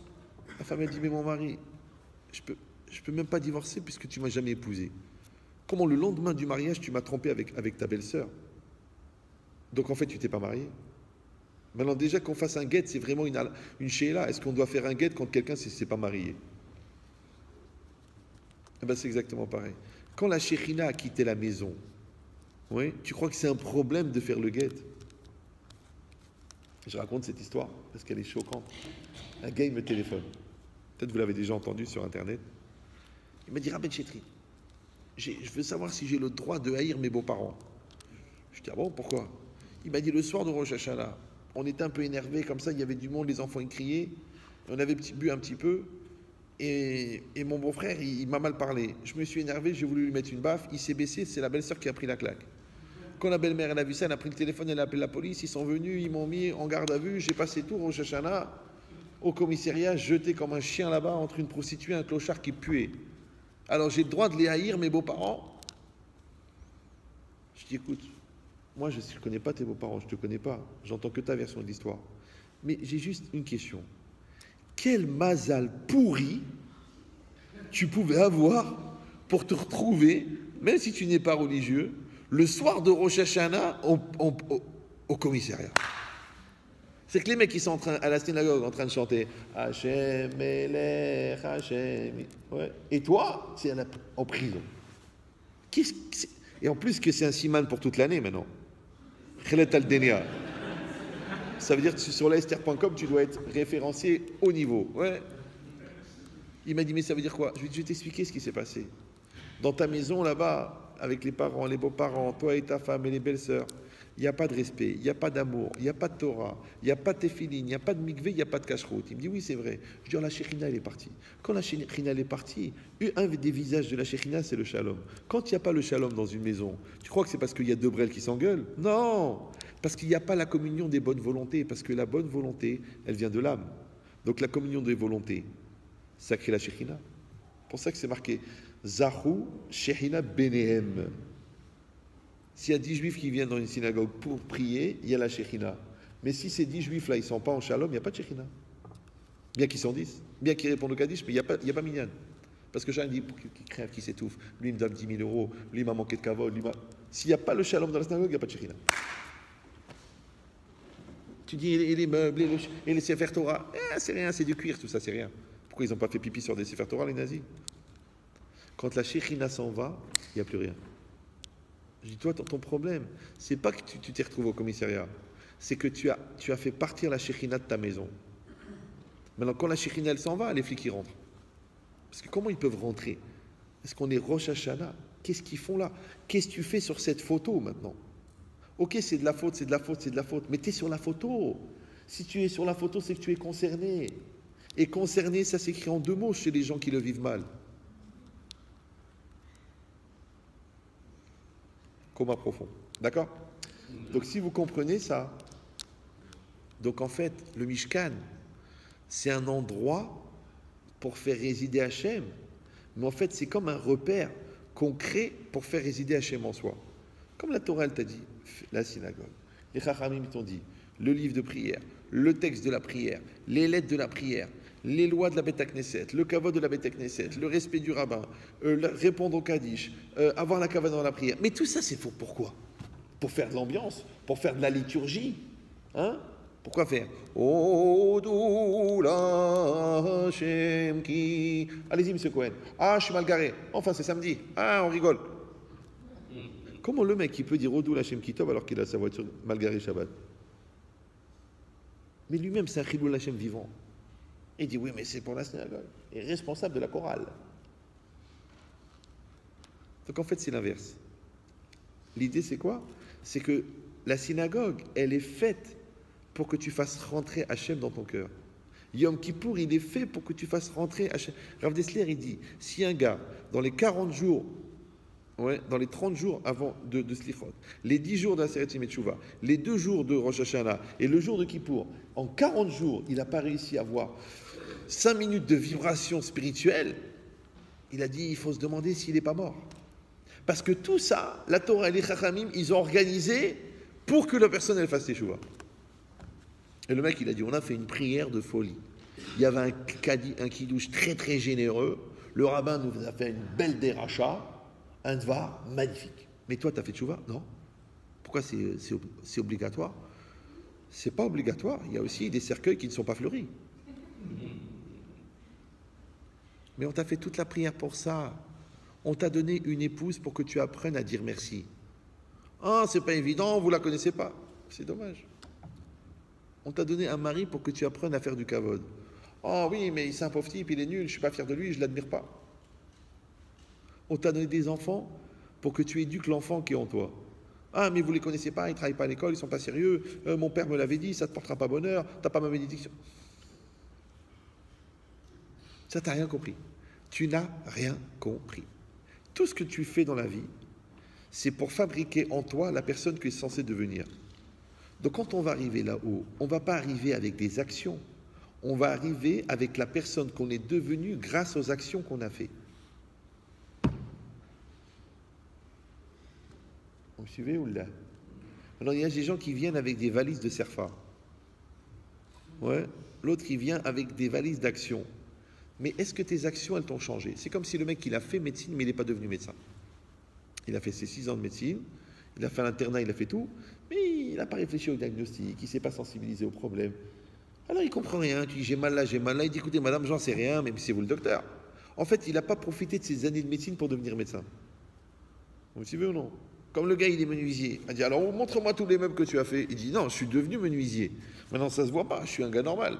Mais tout ce que j'ai raboté, j'ai monté, j'ai collé, je suis devenu menuisier. Donc c'est à l'intérieur le menuisier. Maintenant, tu ne pouvais pas être menuisier sans faire de menuiserie.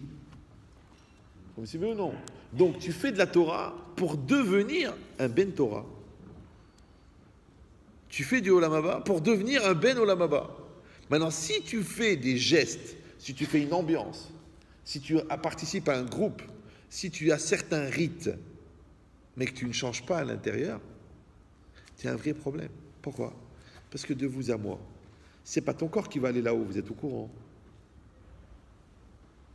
C'est pas les reçus Serfa qui vont te donner une part au monde futur.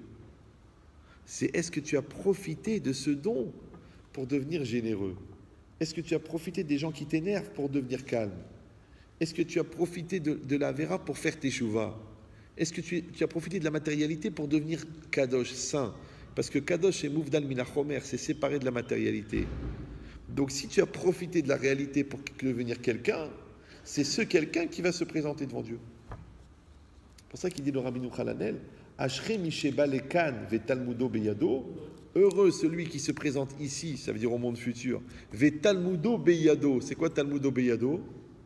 Son étude dans sa main. Il y a 2 lectures. Il y en a qui disent que Talmudo Beyado, ça veut dire que tu dois connaître ton étude. Quand tu vas arriver là-haut, on va t'interroger sur ton limoud. On va voir est-ce que tu as fini tout le Talmud, tout le Shulchan Aruch, tout le Midrash, tout la Braïta, le Sifri, le Sifra. Tous les juifs, ils doivent finir tout. Hein. Vous êtes au courant, non? C'est pas seulement les rabbins qui doivent être érudits. Parce que la première chose qu'on fait quand on arrive là-haut, c'est qu'on est interrogé. Vous savez pas ça? Non? Tu dis, mais attends, je connais même pas la paracha de la semaine. Vous êtes juif, non? Non, rappelez-vous qu'un goy, en 2 ans, il fait du Mishnah Brura, que vous savez même pas ce que c'est. Et parce qu'il s'est converti. Et le juif, depuis 35 ans, il ne connaît pas la traduction de Baruch Shem Kevod Malchuto Leolam Vaed. Alors je dis, à un certain niveau d'ignorance, il faut envisager la conversion. Et tu fais tout le programme du converti, et au moment où le rabbin dit, écoutez Mathieu, vous êtes prêt? Tu dis non, excusez-moi, je m'appelle Mordechai. Et en fait, je suis juif de naissance. Mais j'ai fait le programme des convertis pour devenir un juif sérieux. Parce que c'est très bizarre que pour être converti, il faut être orthodoxe, alors que pour être juif, c'est pas obligatoire. Vous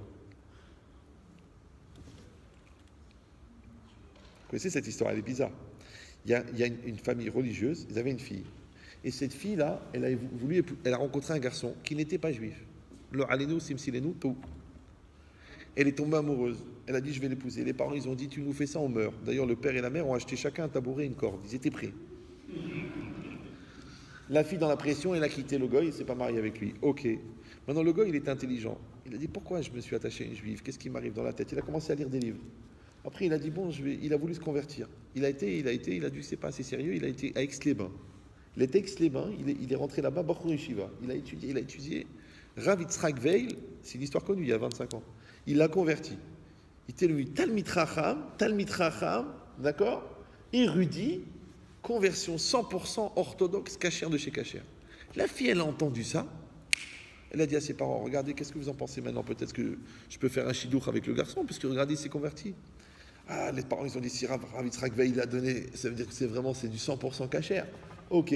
Elle a trouvé une occasion de le rencontrer. Elle a été le voir, lui a dit, voilà, si tu veux, maintenant mes parents, ils sont ok. C'est ce qu'il a répondu, le gars? Il a dit, tu crois que je suis prêt à épouser une fille qui était prête à épouser un goy?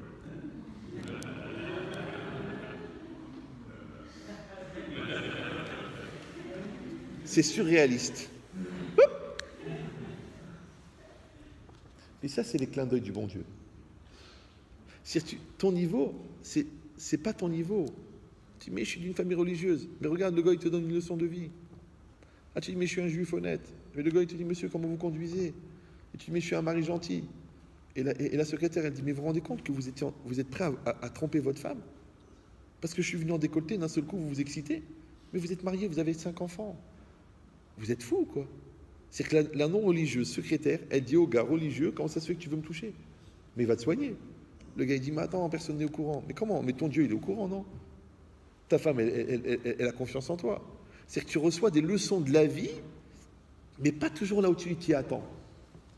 Maintenant, si toi, tu avais créé, ouais, c'est-à-dire si toi, en étant marié, tu t'étais marié, et si tu avais profité de ton mariage pour conforter ton statut de marié, donc même pas tu aurais regardé la secrétaire. Mais ça va pas la tête. Mais je suis marié. Vous me suivez ou non? Ça s'appelle quoi ça? Vayadarta ayom, va'ashevota el levavecha. Ouais, tu sauras aujourd'hui et tu ramèneras, tu fixeras, tu graveras en ton cœur. Il dit le Rav Yecheskel Levinstein, qui n'est pas tunisien, il a dit la distance entre la Yedia et la Yedia, la distance entre l'ignorance et la connaissance est beaucoup plus courte que la distance entre la connaissance et la Hachava, la lève. Pourquoi? Parce que c'est quoi le lève? Le lève, c'est pas le cœur. Le cœur, ça c'est Johnny, ça c'est les gens qui se lèvent en criant Gabriel. Non. Le cœur, c'est ton intériorité. Le cœur, c'est ton essence. Toujours Rav Dessler, il dit Alev ou Ametsiout. Le cœur, c'est ça ta réalité. Maintenant, on passe notre vie à donner à notre connaissance une réalité de cœur. Je traduis en français plus facilement. C'est-à-dire que tant que tu n'es pas devenu ce que tu sais, ça ne sert à rien de savoir. Parce qu'entre l'autre qui ne sait pas, donc il ne risque pas de devenir, et celui qui sait et qui croit que la culture ça suffit, qu'il n'est pas obligé de devenir, c'est que si tu n'as pas fait le travail d'apprentissage à devenir ce que tu apprends, eh ben tu n'es pas devenu ce que tu as appris. Maintenant, quand tu vas mourir, ta connaissance, c'est des connaissances. Mais toi, tu n'as pas changé. Ce qui va se présenter devant Dieu à 120 ans, c'est ce que tu es devenu, c'est pas ce que tu as appris. Donc si tu es devenu personne, personne va se présenter. D'ailleurs, on va te demander quel est ton nom, tu vas dire mon nom est personne. D'ailleurs, tu as le chapeau déjà, il manque le cheval. Ouais? Vous avez compris l'idée? Donc en vérité, le Mishkan, vous avez compris, le Mishkan, c'est une opportunité qu'Hachem t'a donnée de mettre Hachem en toi. Comme le couple, c'est une opportunité de devenir marié. Comme les enfants, c'est une opportunité de devenir parents. Maintenant, si tu n'as pas saisi l'opportunité et que tu n'es pas devenu ce que tu es censé être, eh bien, il ne va rien se passer. Mais attention, parce que Hachem, et Hachem à travers la réalité, il ne s'adresse pas à la personne que tu crois être. Il ne s'adresse pas à la personne que les gens pensent que tu es. Il s'adresse à la personne que tu es. Alors comment ça se fait que tu as une épreuve sur la cache-route alors que soi-disant tu as réglé le problème de la cache-route? Comment ça se fait que tu as une épreuve sur la nudité alors que tu étudies tous les jours d'Afayomi? Comment ça se fait que tu as une épreuve sur l'honnêteté alors que tu as fait 2 fois les halachot du commerce? Tu sais pourquoi? Parce que tu as fait les halachot du commerce, mais que tu n'as pas intégré l'honnêteté. Oui? Tu as fait les halachot de la Nida, mais tu n'as pas intégré la sainteté. Tu as appris les halachot combien de fois on vous a répété, il ne faut pas parler pendant le Kaddish, il ne faut pas parler pendant la Chazara, il ne faut pas parler pendant la Mida. Combien de fois, des millions de fois. Mais le gars, il ne parle que pendant le Kaddish. Il attend la Chazara pour parler. Mais je ne sais pas qu'est-ce qu'il faut que tu prends une balle dans la tête. Mais tu n'as pas compris. Le Yetzer Hara de parler pendant le Kaddish, il a été créé justement pour que tu parles pendant le Kaddish. Par contre, la sainteté de la bouche que tu vas obtenir en te retenant de parler pendant le Kaddish, elle va faire que quand tu vas parler à ton fils il va t'écouter. Parce que c'est marqué Mishi Eshbo Yirat Shamaim Dvarav Nishmaim. Celui qui a la crainte du ciel, ses paroles sont entendues. Donc ne viens pas me dire mes enfants ne m'écoutent pas, alors que toi tu n'as pas imprégné ta parole de crainte de Dieu en ne parlant pas pendant le Kaddish, puisqu'en parlant pendant le Kaddish, tu as enlevé la crainte de Dieu de ta bouche. Quand tu enlèves la crainte de Dieu de ta bouche, c'est normal que tes enfants ne t'écoutent pas. Ça veut dire que tu vas conditionner la destruction de l'autorité chez tes enfants par le fait que tu parles pendant le Kaddish. Et tu continues à parler pendant le Kaddish. Mais tu as un problème dans ta tête. C'est comme si un diabétique qui mange des bonbons en cachette. Il dit c'est trop bon, mais tu vas mourir. Mais diabète ou quoi?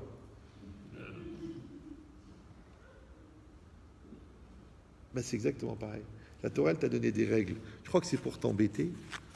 La Torah, elle s'appelle Etz Haïm. Oui. Hachem, il s'appelle Mekor Haïm. Donc en fait, ce qu'on t'a proposé, c'est juste la vie. Maintenant, c'est vrai qu'il y a M6, il y a Canal+, il y a l'ambiance, il y a le foot, il y a le Parc des Princes, il y a le PSG, la Yahmo, d'accord? Donc, il y a tellement de choses qui te proposent de quitter les valeurs de la Torah. Mais toi, tu dois juste décider. Et c'est ça la Teshuvah. C'est est-ce que tu veux être vivant ou tu veux être mort? Pour ça que la Teshuvah, elle est comparée à la résurrection des morts. D'accord? Maintenant que tu fasses Teshuvah parce que maintenant tu es devenu un chassid. Tu fasses Teshuvah parce que tu prends sur lui de ne plus insulter la femme qui t'a donné 5 enfants. Que tu fais Teshuvah parce que tu dis à partir de maintenant, je vais faire un business cachère. Que tu vas faire Teshuvah parce qu'à chaque fois que tu vas dire je t'aime à tes enfants, tu vas réfléchir d'abord tout ce que je leur dois, tout ce que je leur apporte, tout ce pourquoi je suis investi pour eux. Et après, tu vas dire je t'aime. Et tu verras que ton je t'aime, il va être imprégné de quelque chose. Donc en fait, la Teshuvah, vous avez compris, elle n'est pas que dans la religion. C'est le contraire. C'est que tous les éléments, ils rentrent dans la religion. Et quand tu vas être un juif à part entière, ça veut dire que tu vas être à 100%. Maintenant, quand tu es à 100% avec la Torah, puisque la Torah, elle vient d'Hachem, donc tu es à 100% avec Hachem. Et quand tu es à 100% avec Hachem, Hachem, il est 100% avec toi. Ça s'appelle un effet miroir. Maintenant, tu as bien compris que si tu es absent de la Torah, tu es absent d'Hachem. Quand tu es absent d'Hachem, Hachem, il est absent de toi. Maintenant, ne viens pas te plaindre du silence de Dieu dans ta vie, alors que toi-même, il ne connaît même pas le son de ta voix. Donc tu fais le contraire. Tu aménages, tu prépares pour que ton cœur soit un endroit de résidence pour Hachem, pour que ton foyer soit un endroit de résidence pour Hachem, pour que tes enfants ils soient un foyer de résidence pour Hachem, pour que ta synagogue, parce qu'a priori elle est faite pour ça, ouais, ça soit un endroit de résidence pour Hachem, pour que même ta chambre à coucher, elle soit un endroit de résidence pour Hachem, même ton business. Moi, je connais quelqu'un, il avait une très grosse boîte d'informatique. Quand il faisait un buffet avec des non-juifs, pour ne pas servir du vin directement, il mettait des centaines de petits verres, on servait du vin dans chacun. Comme ça, chacun ne va pas boire de la bouteille de l'autre. À quoi ça sert? Il a fait une cafétéria cachère. Maintenant, il avait 10 juifs sur 400 employés. Ouais. Il a même appris, il a fait une séparation, un étage pour les hommes, un étage pour les femmes. Et les non-juives, elles ont dit, on ne travaille pas dans le même état d'esprit. Alors que l'autre, qu'est-ce qu'il va dire? Au contraire, vous êtes des obsédés, pourquoi vous les séparez? Oui. Tu vas me dire, c'est un peu exagéré. C'est vrai, c'est un peu exagéré. Mais quand tu sais que le mec, il a démarré sa boîte avec un prêt bancaire de 50 000 euros et que la première année, il a fait 52 millions d'euros de chiffre d'affaires, tu dis peut-être que quand les Chachamim, ils disent que la sainteté amène la bracha, ils n'avaient pas complètement tort. Ou tu dis non, allez ça va, on va pas non plus être trop religieux, eh ben ils servent du vin, ils mélangent tout, eh ben s'il y a des adultères dans le bureau, qu'est-ce que je te dis, ils sont adultes, ils font ce qu'ils veulent. Tu as le droit de le faire, c'est pas interdit d'après la halakha. Mais tu peux pas avoir un miracle si toi-même tu renonces, si toi-même tu es dans la médiocrité. Par contre, si toi tu as des grandes ambitions, alors pourquoi on va pas te donner le grand? Puisque tu vois grand, qu'on te donne grand. Donc quand tu donnes les moyens d'avoir une grande shérina dans ta vie, pourquoi tu n'aurais pas des grands moyens? Par contre, si tu veux t'inscrire dans le concours mondial, après Miss Univers et Miss Monde, tu veux t'inscrire dans le concours de Miss Kin, où il y a beaucoup de candidats. Alors ne viens pas chez moi pour me dire comment ça se fait qu'il n'y a pas la bracha, que j'ai l'impression que l'horizon est bouché, qu'il n'y a rien qui marche, que la vente elle s'annule toujours au dernier moment, que le contrat il se signe pas, que la banque ne suit pas. Qu'est-ce que je te dis, Baba? Le secret c'est le mouvement, mais l'origine du mouvement c'est le bon Dieu. Donc en fait nous on ne fait que participer à une vague extraordinaire qui s'appelle le mouvement de Dieu, qui s'appelle le Srout Avot, qui s'appelle le Srout du Ham Israël. Maintenant si tu es un gars malin, tu es un bon surfeur, si tu es un brel, tu crois que tu crées la vague.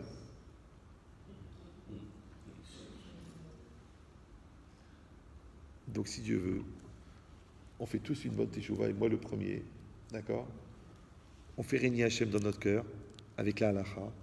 On fait régner Hachem dans notre foyer, avec le respect, le kavod et la sainteté. On fait régner Hachem dans le cœur de nos enfants, avec un chinour d'amour, de Torah équilibré. Ne soyez pas des cinglés, ni dans un sens, ni dans l'autre. Ouais. Et à ce moment-là, on pourra accueillir, B'ezrat Hashem, la Shekhinah du Mashiach. Hazak Obarouk. Alors, juste avant que vous partiez, je voulais juste déjà vous remercier d'avoir tenu 1h49. Deuxièmement, il y a quelques, d'après ce que j'ai compris, vous avez de quoi manger juste après, pour faire un peu Melavé Malka. À part ça, on a amené pour ceux qui veulent des livres et des CD pour ceux qui veulent acheter. Quand vous achetez, ça nous permet à nous de distribuer encore. Maintenant, on a fait des cartes USB comme ça. Il y a 76 cours à l'intérieur. Ça coûte 100 €. Bon, vous pouvez l'acheter sur Internet, ça va juste vous venir 500 €. Et en plus, vous aurez un Serfa. Parce que moi, ce qui compte, vous me donnez ça. Et moi, avec ça, je distribue. Et à part ça, on a amené aussi des CD, peut-être que vous ne les avez pas eus, avec 20 cours gratuits. Parce qu'on a vu que les cours gratuits partent beaucoup plus vite que les cours payants. Je ne sais pas si c'est juste dans la communauté. D'accord. Voilà. Chazak Obarouk, bonne continuation. Ah, est-ce que vous voulez dédier le cours pour la Refoua Shelema? On dédie le cours pour la Refoua Shelema de Chaya Bat Miriam, faut dire Amen, et de Shmuel Eliaou ben Suzanne Sarah, de Rav Chaim Dvi ben Sarah, de Dina Bat Esther, de Simcha Bat Frecha, Esther Bat Frecha, et Aïdel Rivka Bat Nathalie Kamra, Paul, Ben Miriam, Amen. Est-ce qu'il y a d'autres personnes, des gens malades? Louise Mama, Bat Frecha, Gilna, Ibo, Batlinda, Amen. Il y a d'autres personnes.